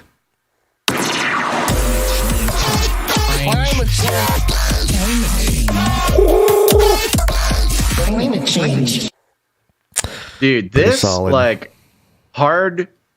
it's not hard style. This dubstep just just crunchy, this crunchy snacks he's been sending us here. So good. Thank you, Jonathan. Yeah, thank you. We got one more. I think I'm realizing what's happening to me. So when I would do my workouts, which I have not given an update, but I am hitting personal record after personal record here, folks. Thank you very much to my big, strong, beefy boys out there for the encouragement. I almost exclusively will have some sort of nasty dubstep like that on there. And so I think I have some sort of Pavlovian response. You're getting in workout mode when you hear those nasty the growls. Dubstep. Yeah. My body tenses up and I can feel the pump already just starting to Skrillex. Thanks, Skrillex, for really making that whole genre work for everybody. I love that. That's the the one and only dubstep artist that I would expect anybody to know. Yeah, it's true. Yeah, it's the one guy who got the sort of mainstream recognition for the genre. And if you had busted out some, I don't know, someone else, it would have been too much for me to handle. All right, that's enough. I'm sorry. He's got one more. What else did he send? North Korea. North Korea is kind of a bench warmer. That's pretty terrifying. You know what? It was terrifying. And we needed a North Korea jingle. So you're meeting our needs. Thank you, Jonathan. Thank you, Jonathan F. Appreciate all three. And thank you to all of our audio producers. Great job. Great stuff today. Oh, I can't wait for Wednesday. Okay. What else? It's going to be a shootout. I saw a few people send in audio production during the show. Thank you very much. We will get that next episode. Okay, yes. In the meantime, we are doing art. One art, please. And we are starting off with Dame Allie. One art, please. Another one from Allie now. Here it is. And what happened to my Allie picture? Where is it? Here it is. Oh, has that ever happened to you where you click on something and your entire browser just jumps to a different location? Gonzo, I'm in the metaverse. That is all that happens in here. Okay. I have no control over my browser. I've found it's very sort of Bruce Lee, actually. You kind of just have to flow with the water that is using a browser in the metaverse. Okay. This is a piece by Dame Allie, as well as a haiku from Ebony Blaze. Dame. I forget the Dame Ebony name. Blaze. Yeah, Dame Ebony Blaze. It's Dame Ebony Blaze, and has something to do with cats and birds and flowers for the Almighty God. Okay. Do you want to read it, or do you want me to read it? I do not have it in front of me. Do you have a haiku sound effect? Roosters it's only aren't real. Oh, I'm sorry. Start over. Okay. I stepped on. Hold on. Stop it. I'm stomping around like a crazy stomping machine. Okay, now go. Okay. Roosters aren't real. An Ebony Blaze haiku. Window ledge perching. Watching you in metaverse. I, too, will be heard. Yes, thank you very much. And the art accompanying this beautiful haiku is of the rooster of my nightmares. Rooster of my nightmares. It's a lizard staring at me. Yes, you're right. It's very well done. Allie has been focusing mainly on her portraiture of human beings, and she went ahead and diverged from our expectations, which is always a great way to catch our attention. And it is a big, scary rooster with big old gobblers, beautiful feathers. My goodness, what a creature. Big old, I don't know what the top gobbler's called. I think it's called the top gobbler. And some lizard people eyes. Yeah, I'm pretty sure the metaverse rooster is some sort of, captain or maybe a sergeant in the lizard person sort of sabotage army. Well, thank you very much, on, Allie and Ebony Blaze. Yeah, based on the direction of animal personhood, Allie's got a career in front of her of drawing portraits of animals that are now considered people. You could make a lot of money portraitizing people's pets. Yeah. Pet people pay a lot for portraits. Thank you very much, and very talented as always, both of you, Dame Ebony Blaze and Dame Allie. Yeah, thank you very much. Whole family of dames. Yeah. Thank you. Next up, we have Sir Dove, Knight of Rusbeltia. One art piece from Dove. And per usual, it is Monday, so we get a couple pieces from Dove here. And we have a note piece for today's Bible art. I have a collection with Psalm 40 for his new Ecclesiastes 12 track. So we have a visual to go along with the music. Which is great. Oh, the collab continues. Yeah. Look at this. Faye Liverin and Sir Salmon's collabing. Dove and Dove and Psalm 40 collabing. Yeah, it's like the old days of hip hop, He's just help each other out. It's Dove featuring Psalm 40. Yeah. Okay, and it says here, quote, "The dust returns to the earth as it was, and the spirit returns to God who gave it." And one for our Nehemiah 9, Exodus 32. Did I show the wrong one first? Yeah, I'm sorry. The Ecclesiastes 12 one is the one I'm showing now for those of you watching. And which is very funny. Did you want to? You're doing the cow one? The cow one. Oh, which one are you doing? Oh, you're doing the other one. The dust returns to the earth as it was, and the spirit returns to God who gave it. Yeah, it's just a beautiful. I don't know. It looks like an Appalachian gondola, maybe like a mining gondola, grown over in the forest, something like that. And yeah, very cool. Font artwork on the front. The dust returns to the earth as it was, and the spirit returns to God who gave it. Yep, and then Nehemiah 9, Exodus 32, they had made for themselves a golden calf and said, "This is our God." Hope you guys like it. Keep doing what you do, and I'll pray. Keep praying for yins. And this one is hilarious. Yeah, this one is funny. You've got three young white women taking a selfie together, and superimposed over their heads are the heads of three golden calves. And says they made for themselves a golden calf and said, "This is our God." Ooh, relevant. It's deep. Relevant. Deep Dove. Well done. You've got them. Yes, thank you very much. And this is and yes, I think that's it for Dove. I appreciate it. We have to make good on Lloyd V, who sent us a couple deep fakes like 2 episodes ago, and we forgot 2 episodes in a row. Oh gosh. Okay. Yeah, I know. So here's Klaus. Sounds like something we would do. Something totally, yeah. Especially when stuff comes in on Proton Mail. Man, sometimes we just have a hard time getting to that. Yeah. So first we have this Klaus dressed as what is this? A manatee? A narwhal. Narwhal? Thank you, narwhal.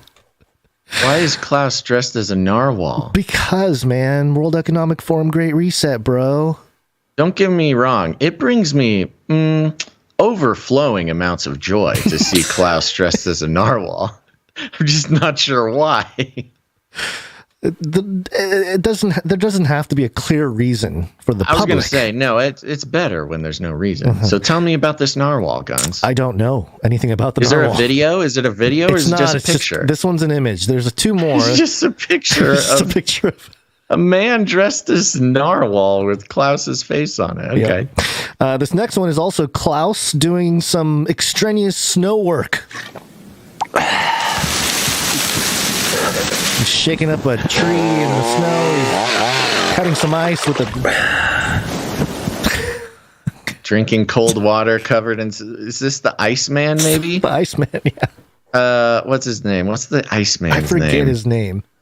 Wim Hof. Wim Hof. Maybe it's like a Wim Hof thing. Yeah.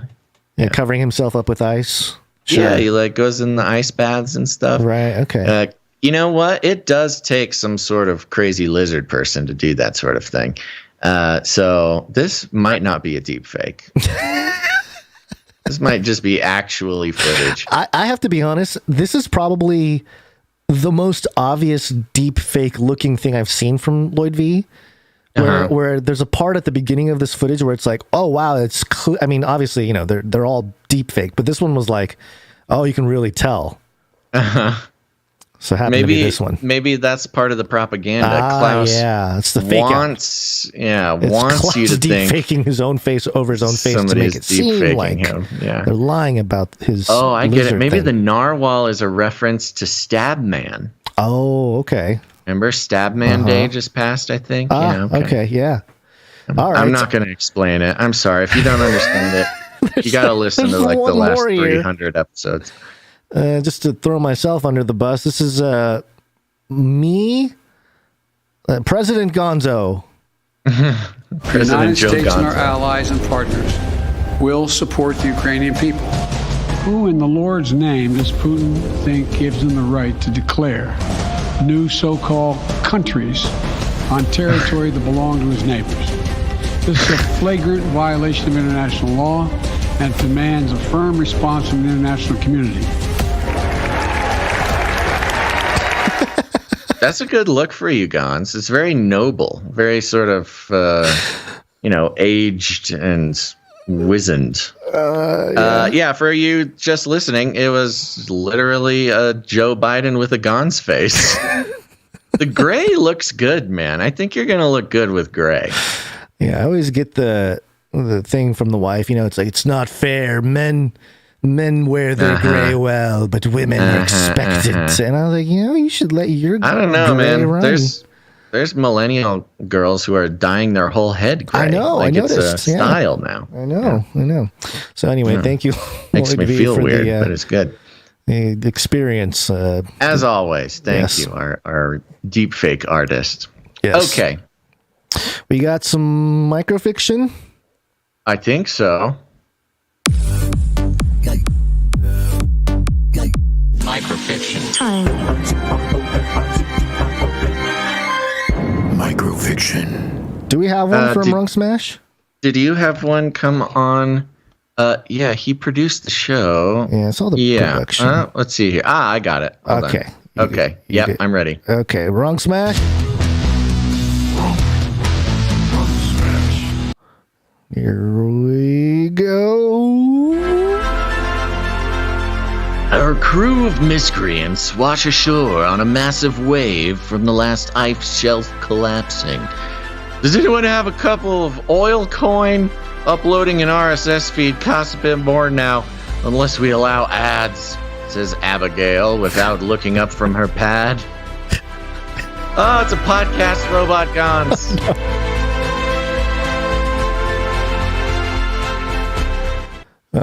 That's the end of the world right there. Podcast robots. Podcast robots need oil coin to update their RSS feed. Thank you very much, Runk Smash. Thank you, Runk Smash. And we also have one today from The Sentinel. And we sent a nice note. Thank you for that. Appreciate that. Let's see what this microfiction is all about. Basil's lips beg for water. He's eaten 10,000 saltine crackers in the initiation. Now, for the final step, the unsalted cracker. Johnny Cale says, eating this cracker will not only heal your lips, but it signifies that you have lost your saltiness, lost your light. There is no going back. Johnny Cale extends his hand to Basil, the final step in their dark pact. Basil takes the cracker and stares for a moment. His lips are bleeding. He lifts it up to his mouth. A tear runs down his eye. Just then, a hooded, shadowy figure opens the door and rolls to the center of the rink. Janitor Gonz! An alpha boy asks confusedly. Skatesy Gonz lets his hood fall to the floor. Oh, it seems skating rink has a lot of trash. I'm here to take it out.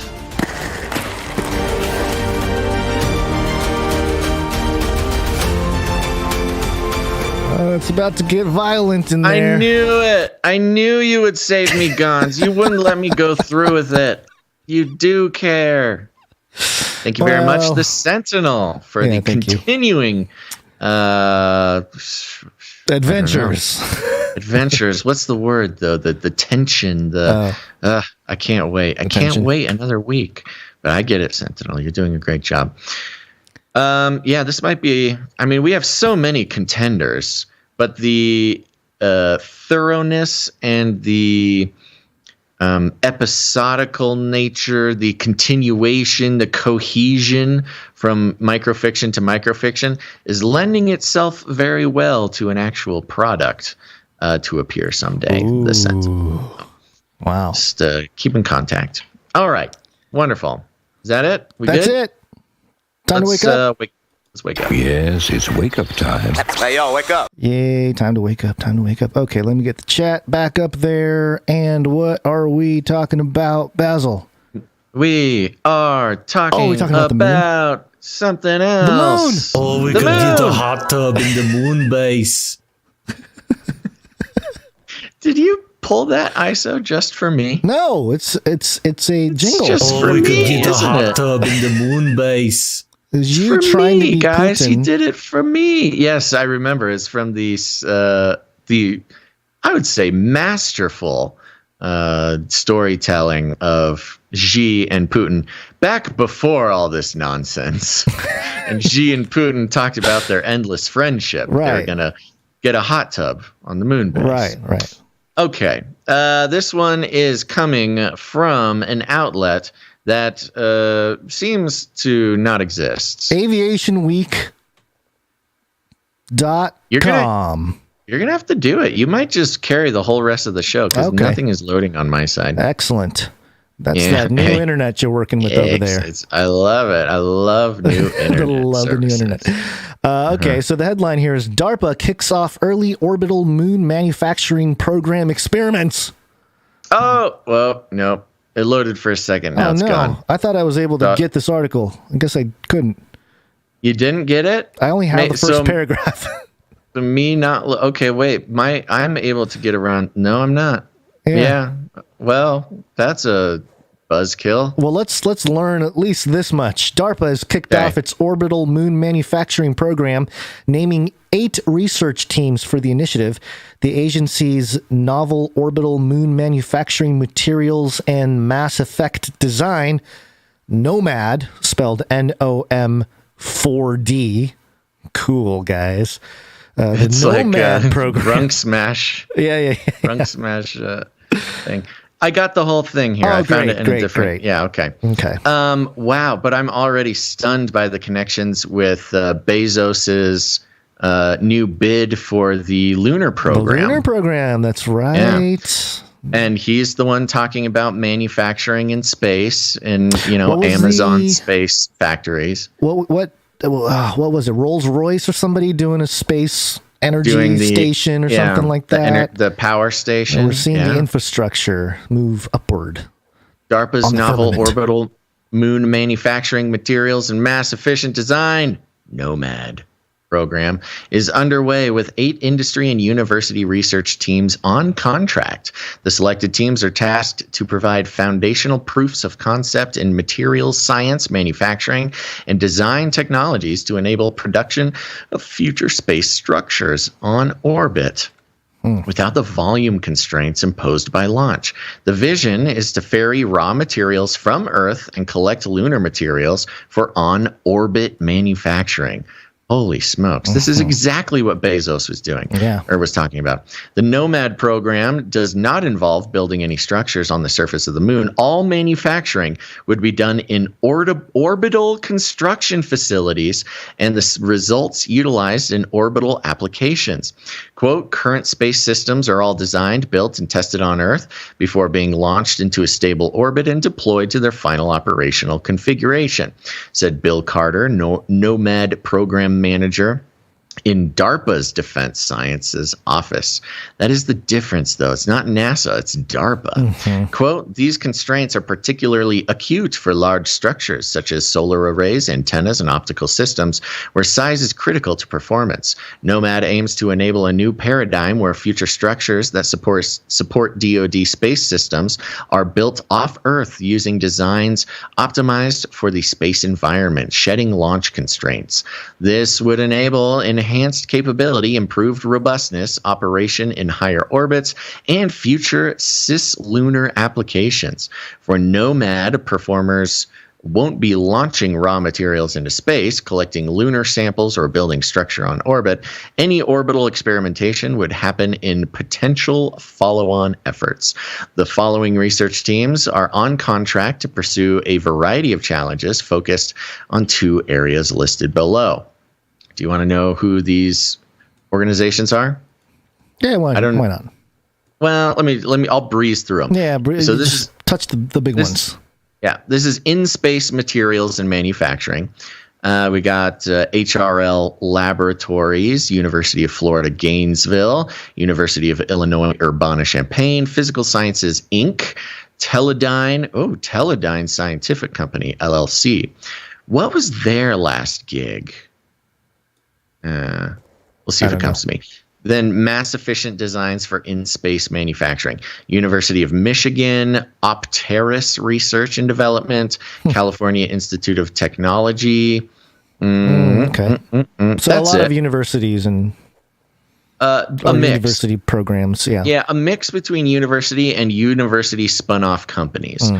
But this is very interesting. I mean, this is pretty much the most futuristic public project that I've heard of in a while. Yeah. And yeah, to sort of summarize a little bit, this is to build the capabilities to build more space station in space. Because the problem is, if you need a solar panel or something that powers the space station, but you're restricted with how big you can make the panel because you got to launch it into space and make sure it doesn't break, and it's very heavy, and so you can only make it so big, and you've got to make multiple trips. But if you can just make it out there, you can make it 3D print as big as you want, baby, right on the firmament, crank it up. But yeah, pretty.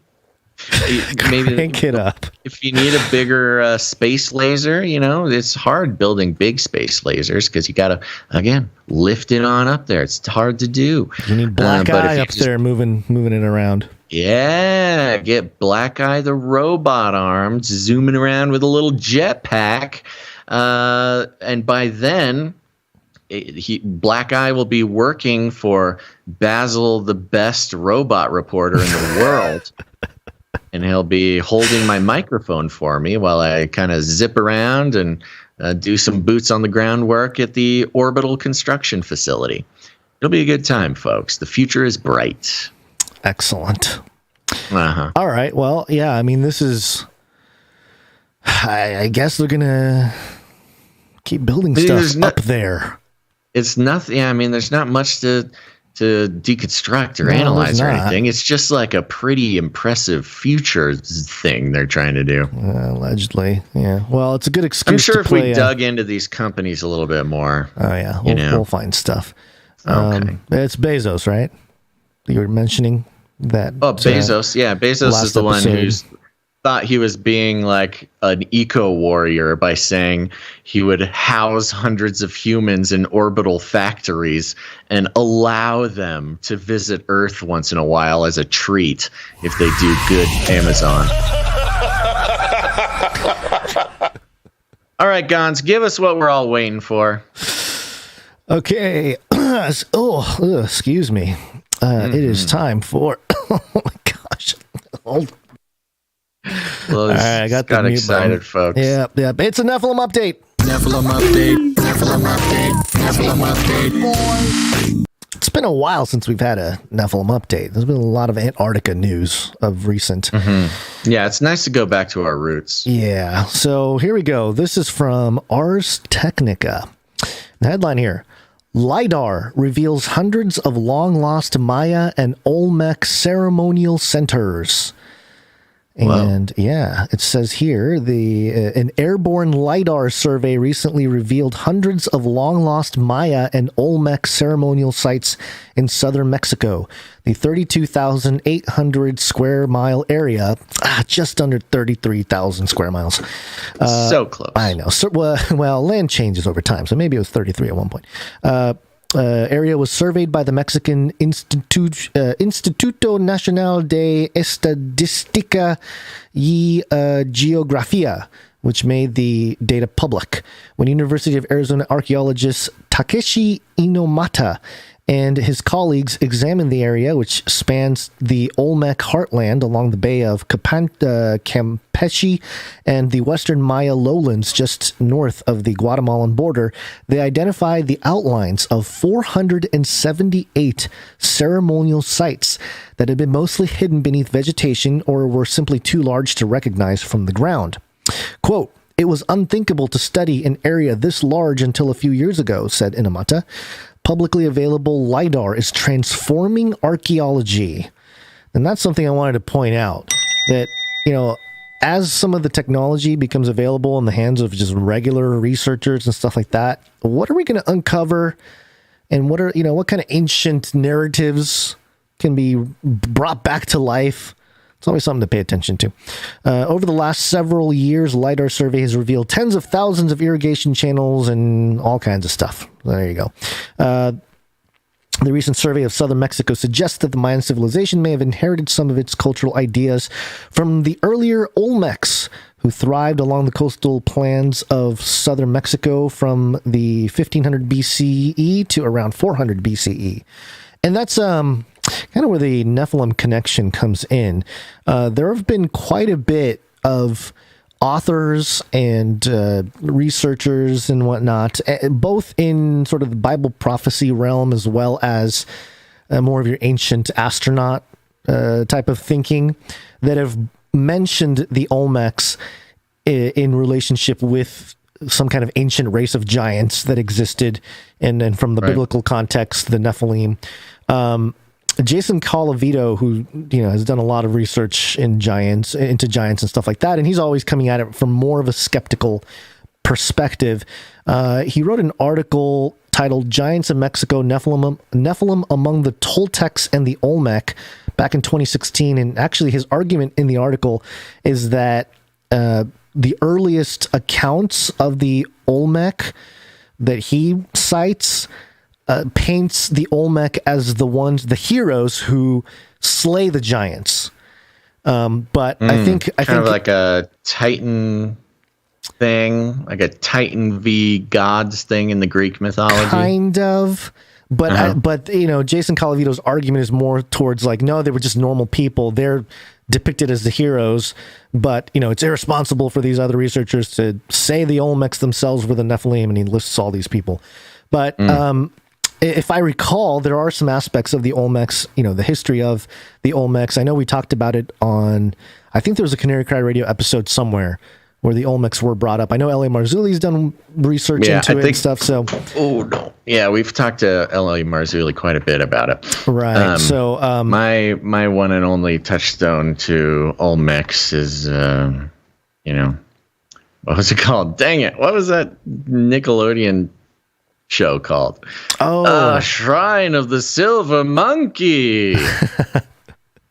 I don't remember. Somebody in the chat will, though. Would have been so cool if I did remember. Okay. I'll figure it out. Continue. Okay. Let me just read a little bit more here. The oldest known Olmec site is a ceremonial complex at San Lorenzo in Mexico's Tabasco state, which enjoys a 300-year heyday from about 1400 to 1100 BCE, making it a few centuries older than the Maya site at Aguata, Phoenix. Until recently, archaeologists believed the two sites were very different, but while poring over the recent LIDAR survey, Inomata and his colleagues noticed something that everyone else had missed. Of course, a Japanese guy sees the thing that everyone else misses. I'm just kidding. A rectangular plaza. There's some Japanese supremacist humor there. Such pride. A rectangular plaza lined on two sides with earthen platforms like the ones in Aguada, Phoenix, and the hundreds of other sites revealed by the LiDAR. No one had been able to see it from the ground before. Quote, this tells us that San Lorenzo is important from the beginning of some of these ideas that were later used by the Maya, said Inomata. If the Olmec were building ritual centers with rectangular platforms, lined plazas pointed at sunrise on important days at least 300 years before the Maya did so, then the Maya may have inherited those concepts and probably their religious underpinnings from the Olmec. But other evidence suggests that the Maya may not have borrowed everything from the Olmec. Okay. It goes on here. This is kind of a longer article, but yeah, it's always interesting when there are things that are uncovered. And I'm sure the elite have known about these ritual sites for a long time, but now, you know, random university researchers are allowed to survey the LiDAR data and reveal things that I guess weren't known until now. So fascinating how, like, LiDAR, which is a pretty pretty impressive sort of futuristic technology, shooting lasers at things to see underneath, you know, the jungle canopy and sometimes even under the ground altogether. Mm-hmm. It plays such a impactful role on like the paradigm shift unveiling. You're right. A paradigm shift of the ancient world and perhaps, you know, the giants that came before. Yeah, like that. It'll be interesting as more of this happens. And there was a, speaking of, you know, the Prince of the Power of the Air, there was a lecture, there was a TED Talk, and I was going to do a whole thing, and there is part of it edited for Age of Deceit 4. I haven't talked about this before, but there's a whole TED Talk where a guy talks about how our psychology as a civilization is changing because we have aerial view of ourselves now, like aerial view of Earth from above. Yeah. And he talks about like, oh, it's as the gods saw us, you know. I think that, thank you for bringing that. I think that's what I was feeling. Right. Like that's, you know, I didn't articulate it, but yeah, it is like, it's taking this weird technocratic eye of the gods to look down. And not only are we seeing things that are there, but you're seeing through things, sometimes even through the ground. And in a way, like looking back in time. It's like the They Live, except, you know, on the earth itself and revealing our true nature and our true history and all that kind of stuff. So it's very interesting. Apocalypse Lamageddon in the chat mentions archaeological discoveries is the first phase of Bluebeam, Project Bluebeam. There you go. You know, there is definitely a setup there. There has to be. You got to have some artifacts to support the narrative. You can't just have the narrative out there. So that's the big thing you got to pay attention to with these archaeological, you know, types of things is how does it craft the narrative?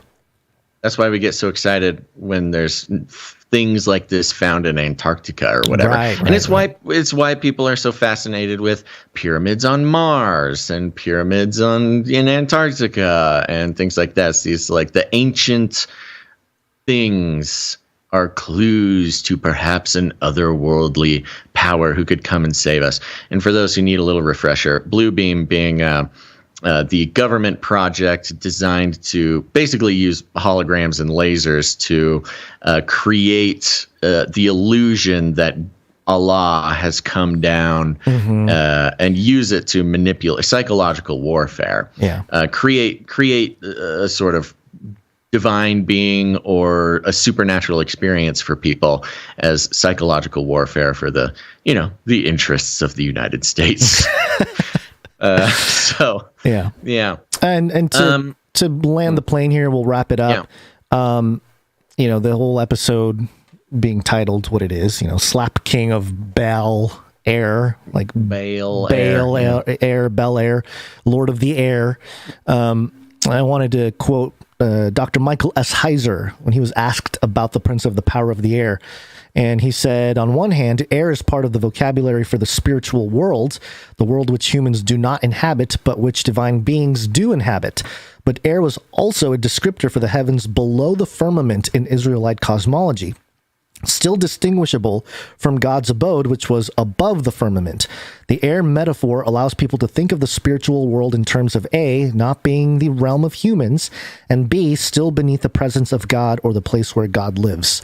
So yeah, it's like this interesting spirit realm above us that is not quite, the heavenly realm where God is, but above us, but below Yahweh. God. Yeah. And that's, you talk about the airwaves, you talk about building stuff in space and all this kind of stuff. It all lends to that realm, and if you talk about, you kind of think about outer space, whatever. I know people are skeptical of it, and as am I, like in terms of, what we're being told about it, but I mean, just practically speaking, human beings in our current form cannot just go to quote unquote outer space as we are told and survive. We need like protection and stuff, right? Which means we're not built to be there. So I don't know, man. There's a lot to this conversation that we can always go down the rabbit trails, but just, it's good to have that touching point with the Nephilim update. And with the new why we do 3 shows jingles. A week, so you can talk about it next time. Sure. Just a quick breaking news that we might hit. Okay. Reuters.com is reporting billionaire Abramovich Ukrainian peace negotiators hit by, I know, I was wondering if there's a connection. Billionaire Abramovich Ukrainian peace negotiators hit by suspected poisoning reports. There's your chemical weapons. Yeah, this is where it starts, kind of mix folks. that up, I know. That's why I wanted to bring it in, because a couple things have happened. Of course, Biden said something about it. Jen Psaki had to correct him. This whole thing about if biological or chemical or weapons are used, it would signal more involvement by the U.S., which is always a dangerous thing, as we saw in, I believe it was Syria. I want to say Syria or Libya. I think it was Syria, where we said the same thing. We said, okay, well, we're going to stay out of it unless you use biological weapons. And then through, again, some investigative reporting in the mainstream, not even conspiracy theory people, they've figured out that the Syrian people did their own chemical attack because they wanted the U.S. to get involved. And that's why it's so dangerous for Biden to make those statements, because, again, not making any accusations, but if the Ukrainians wanted American boots on the ground to defend against Russia, they would just need to either simulate or some sort of false flag a chemical attack, and then Biden would be forced to hold his word and get involved. Well, this is another one of those like juke outs, it feels like, because it says here that the billionaire and the Ukrainian peace negotiators suffered symptoms of suspected poisoning, but I don't think anybody died. So and not yet, and it not says yet, it happened. but, I know, but it says it happened earlier this month too. It's not something recent. Right. Well, that doesn't make it any. I know. I understand. Less sketchy. I know it's totally sketchy. 100% sketchy. Yeah.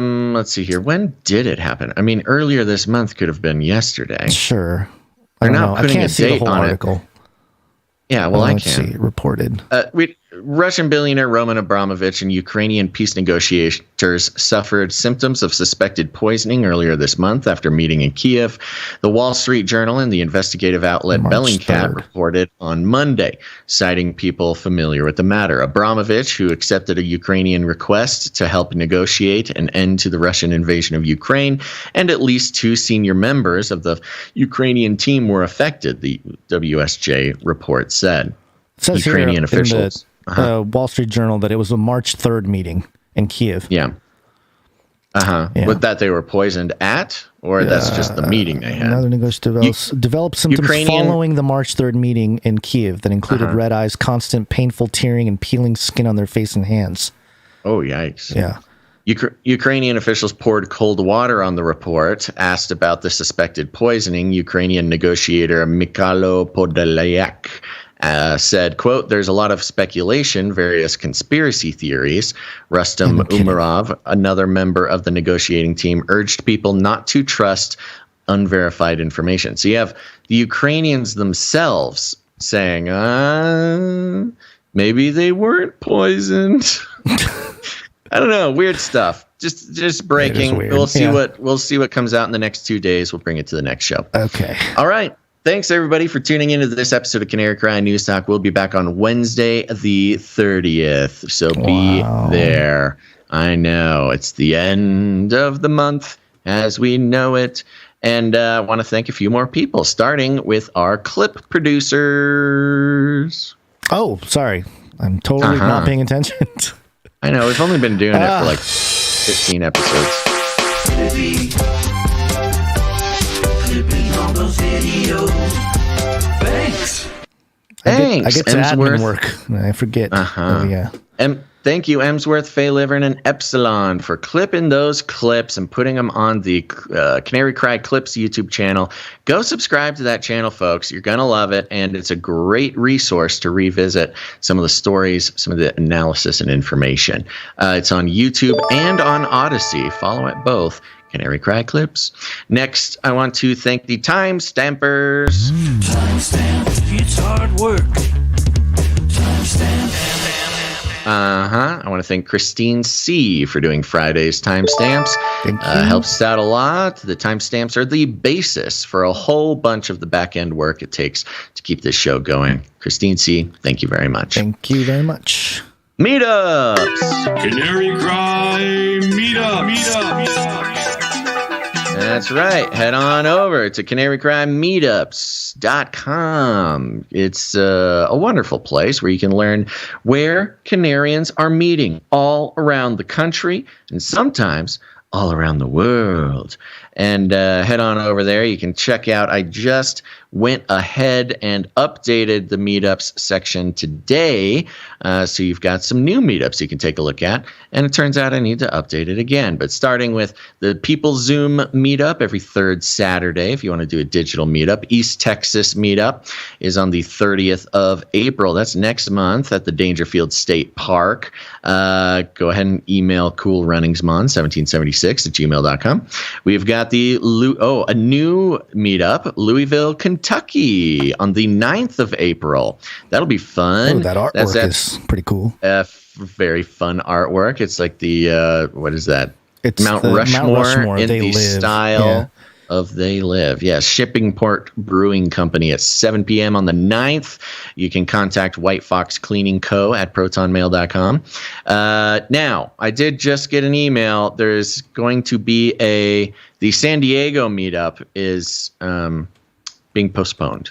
So that was going to be on the 23rd. We'll have more info on that later. Okay. We have a new San Antonio, Texas meetup. They're doing it again, folks, on the 23rd of April.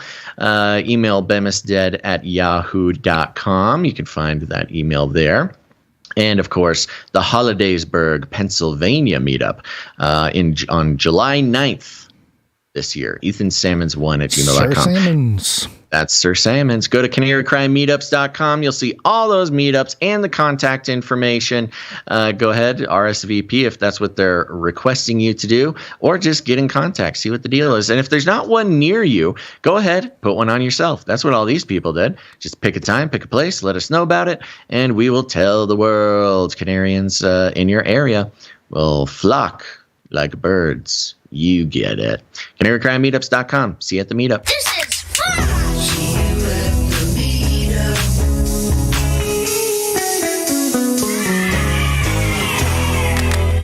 Leave us reviews. You can do that by heading on over to Apple Podcasts. If you have an Apple device at all, you've got a little purple icon somewhere on your phone. It's called Apple Podcasts. Just search for it. Find us, Canary Cry News Talk. Subscribe and leave a review. We forgot to call out all the people with names that start with, what's after F? E? G? G. Oh, Gary! Gary, what day is it? Leave a review. It's really important we get E is after F? Yeah, well, E is before F. It's pretty close. It's close, right? But yeah, okay. Yeah. All right. Yeah, sorry. Okay, all right. Settle down there. I didn't have a grumpy uncle that would shame me if I got my alphabet wrong, but Gonz has one who's going to shame you. Ugly, horrible person. You must leave review on iTunes. And if you do not, you are ugly, horrible person. You bring shame to family. Ugly, horrible person. That's right. Don't bring shame to your family. Leave us a review. It's a great way to feel some sort of enormous spiritual weight lifted off your shoulders, knowing that you've done your part to convince those iTunes robots to share the show with people who have never heard of it before. It's amazing. It's we've got, when we get 5 or more reviews a week, we get hundreds of new people listening to the show, and you could be a part of that. Now, don't you think for a second that just because we have a lot of listeners that any single one of them is going to leave a review. It is your responsibility, people whose names start with G. That's Gary and Gabby and Gonz. Gonz, have you left a review? Now's your week, buddy. Oh, so go do it. It's very, very helpful. And if we get the 5 reviews by Friday, I read them on the show. It's great. It's entertaining. It's fun. I feel warm and fuzzy. And people know that you did your part for the family. And if we get 5 of them, you'll hear me go, ooh, woo.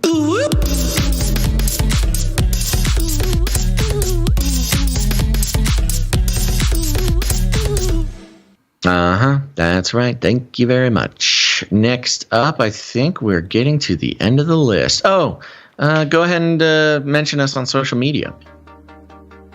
That's right. Social media. You ever heard of it? It's there. It's stealing your information. It's spying on your every move. But does it give you a chance to share your mind with the world? Well, while you're doing that, you might as well mention us. Post a link from Canary Cry Clips or an episode of the show and tag us in it at Canary Cry News Talk or Radio or Basil Rosewater, whatever. You know where to find us. And we'll mention you on the show. Today, I want to thank The Light in This Dark World. That's at The Light in This One with the number 1. Over on Instagram, no, not on Instagram, on Twitter for mentioning us there. Appreciate that. It's always good to get those links, out in the Twitter sphere. Again, of course, real human beings will see that and trust you and want something new and interesting to fill their day with. But it also gets those algorithms cranking, baby. Get them cranking. And I want to thank, in particular, some Instagram folks. We've been getting a lot of Instagram followers lately. I like that. Thank you very much. And, take our posts and post them to your story. That is real fun. I like looking at that stuff. So anyways, whatever you do, post us on your social media. Helps us out. And I'd love to give you a shout out on the show. Okay. Last but not least, that's it. You can become a producer of this podcast. Participate in the value for value model. It is not a gimmick. It is not just a fun, cute title you get. It's the real world. If you produce this podcast, you are a producer. And so please do so. You can do it in a lot of ways. First of all, financially is very important. And not only does it keep this show going, keep Gonz and I alive and living in houses, but it also, is very rewarding to take that kind of ownership, to know that people around the world are, receiving the information only because of the support of our producers. So you can head on over to patreon.com/CCNT or CanaryCryRadio.com/support. CanaryCryRadio.com/support. And I want to thank, first of all, our executive producers, Kelsey C. and Dame Lynn, Lady of the Lakes, for stepping up, helping us out. The executive producership, we get it. It is not, it's not cheap. It's not nothing. It's serious business. And that's why we're so grateful for them. And during this time of uncertainty, of course, value for value is the first thing to get thrown out of the budget. So it's really an opportunity for people who might not be so affected by things going on. If you're okay, if you're safe, if you're healthy, if you have the things you need, it's a wonderful time to step up and help carry the load for other producers so the show can continue and we can all benefit from the family participation in the value for value model. And that's what Kelsey C. and Dame Lynn, Lady of the Lakes, did. Thank you so much. But of course, thanks to everybody else for the exact same reasons. Puddin22, Christian N, Morph, Sir Holmes, Good and Faithful Knight of the Canarium, Sir JC, Knight of the Techno Squatch, the author's mentor, Sir Scott, Knight of Truth, LX Protocol V2, Where Has My Basil Gone, Gonz, Simon H, Sir Casey the Shield Knight, Gail M, Veronica D, Sir James, Knight and Servant of the Lion of Judah, Jackie U, Doctor Who Dunda, and Rogue Smash. Thank you all. If producing the show financially is not in the cards for you, you can create art and jingles and anything you do create. Send it on over to CanaryCry.Radio@gmail.com. We'll put it on the show. It's very important. Building, crafting, maintaining this culture. You can be a part of it, which is also very special and it brings a lot of value. Do all those things. Do them and enjoy them. But if you're one of those people who, maybe has some time on your hands or some skills that you want to put to work for the show, we got room. We got things to do, man. We're looking for back-end producers, responsible, talented people with skills and interests. Again, you don't even have to have the skills yet. We'll help you learn the skills. So it's a good educational opportunity, but also just being involved with your time. We could not do all the things we do if it weren't for our back-end producers. And if you want to do that, you can head to CanaryCry.Radio@gmail.com. You can email us at CanaryCry.Radio@gmail.com or go to CanaryCry.Radio.com/support, and you'll see a form all the way at the bottom of the page. Fill that out, and we'll get back to you. There you go. Okay. Other than that, you just share the show. Share it on your social media. Share it to your friends and your family. Now is the time as things are heating up in this world. It's another opportunity for people to wake up and realize that the news is not their friend. The news is harvesting them, using them, manipulating them for the aims and goals of some reptilian lizard people, whether that be literal and physical or spiritual or metaphorical. It makes no difference to a lot of people. But you can figure out a new, unique way that will speak to people in ways that maybe the normal ways would not. For instance, head to China. I know it sounds like a lot of work, but you can do it on the internet just go too. To China. Just better. You just head on over to China. Don't bring your cell phone. They will be spying on you. I learned that from the Olympians. But once you get over there, go down to the paper district down there in Hong Kong. That's where a lot of paper is manufactured, a lot of printing is done, and also a very special place. There's going to be an alleyway about a quarter mile down the street that's marked with a Chinese character that looks like a man with a goat on his head. Go down there. There'll be an alleyway. Turn down that alleyway. Past the third steaming pipe, you'll see a little pile of kittens. Underneath that pile of kittens, you'll see a key. You take that key. You go up the fire escape onto the roof and use that key on the lockbox on the chimney of the restaurant below you. Slip on down that chimney. You will fall and slide on a sort of exhilarating ride of adrenaline pumping, just slide action, really. No other way to explain it. And you'll find yourself at the secret electoral ballot factory watermarking department, and go ahead and pick up a few stacks of watermarked U.S. ballots printed on the bamboo paper, please.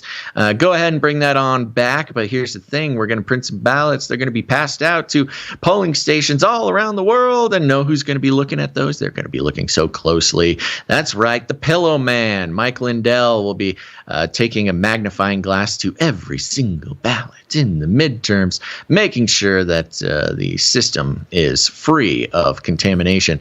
And what will you find? He will find a watermark containing the seal of Canary Cry News Talk. That's right, our brand new logo. Love it. It's got so many things going on, and we hope you love it too. But Mike Lindell won't love it. He'll find it. He will study it. He will memorize it, and then he'll go to the press, baby. And then they will be showing this watermark that came between you and a fair democratic election.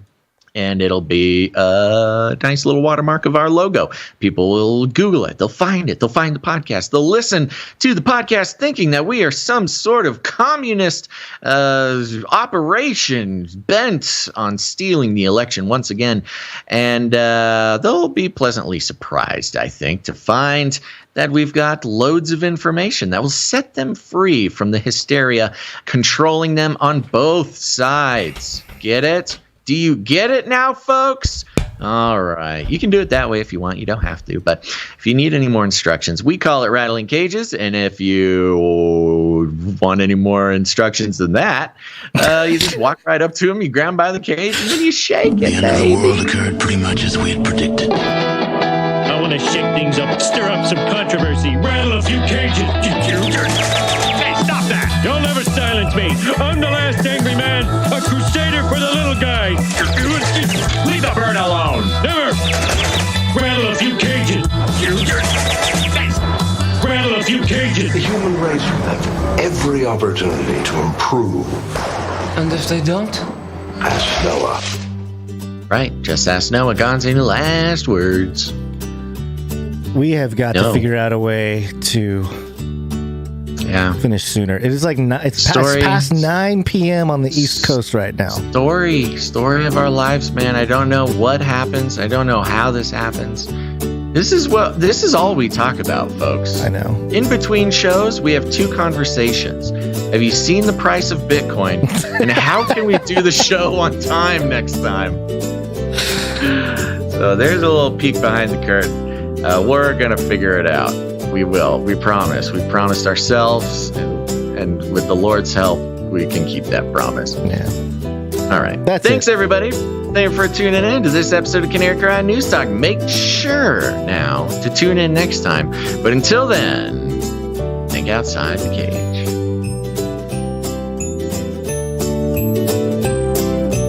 Give me a break.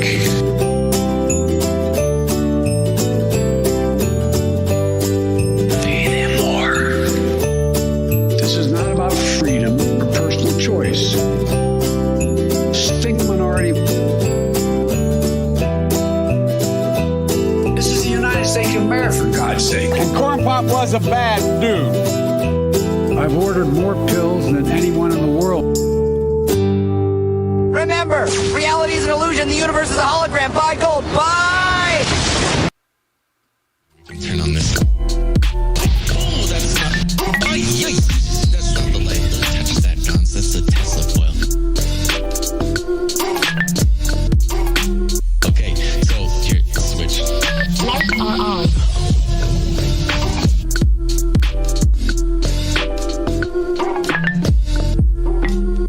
If it's a time travel machine, it'd be nice to time travel into the future when the episode's done, so you don't have to do it, you know? I know. The people have been waiting, and trust me, I feel bad, but this is going to be worth it. Okay, are you ready? I guess. All right, it's right over here. Check this out.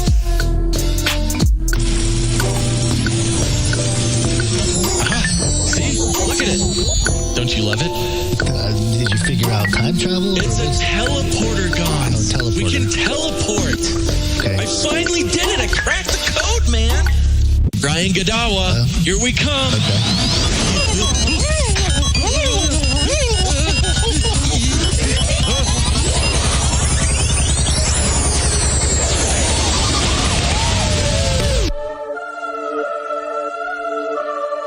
As you do not know how the spirit comes to the bones in the womb of a woman with child, so you do not know the work of God who has made all things. In the morning sow your seed, and at evening do not withhold your hand, for you do not know which will prosper, this or that, or whether both alike will be good. Light is sweet, and it is pleasant for the eyes to see the sun. So if a person lives many years, let him rejoice in them all. But let him remember that the days of darkness will be many. Rejoice in your youth, and let your heart be glad. Walk in the ways of your heart and in the sight of your eyes.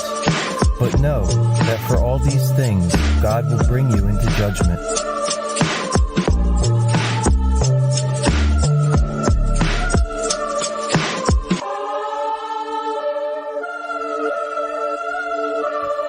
Remove vexation from your heart and put away pain from your body. Remember also your Creator in the days of your youth, before the evil days come and the years draw near, of which you will say, I had no pleasure in them.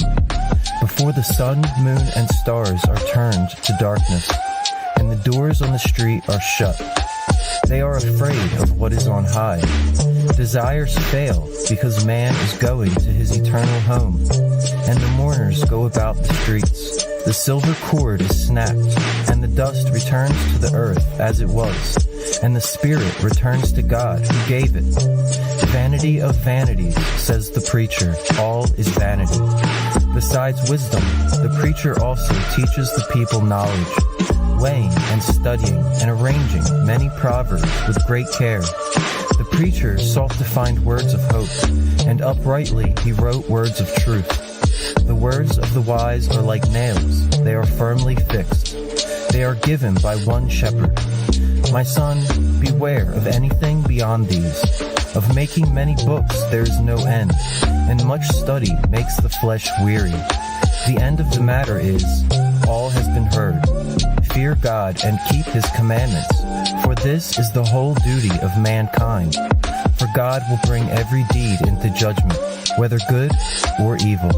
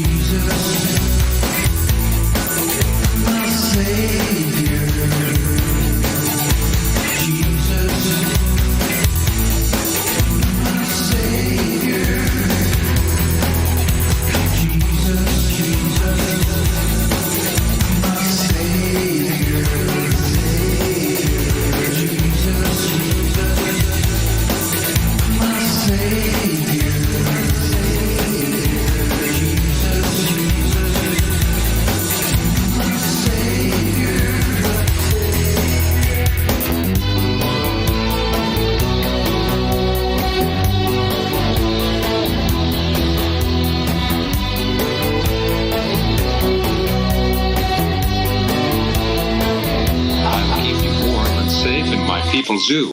CanaryCry.Radio.com/support.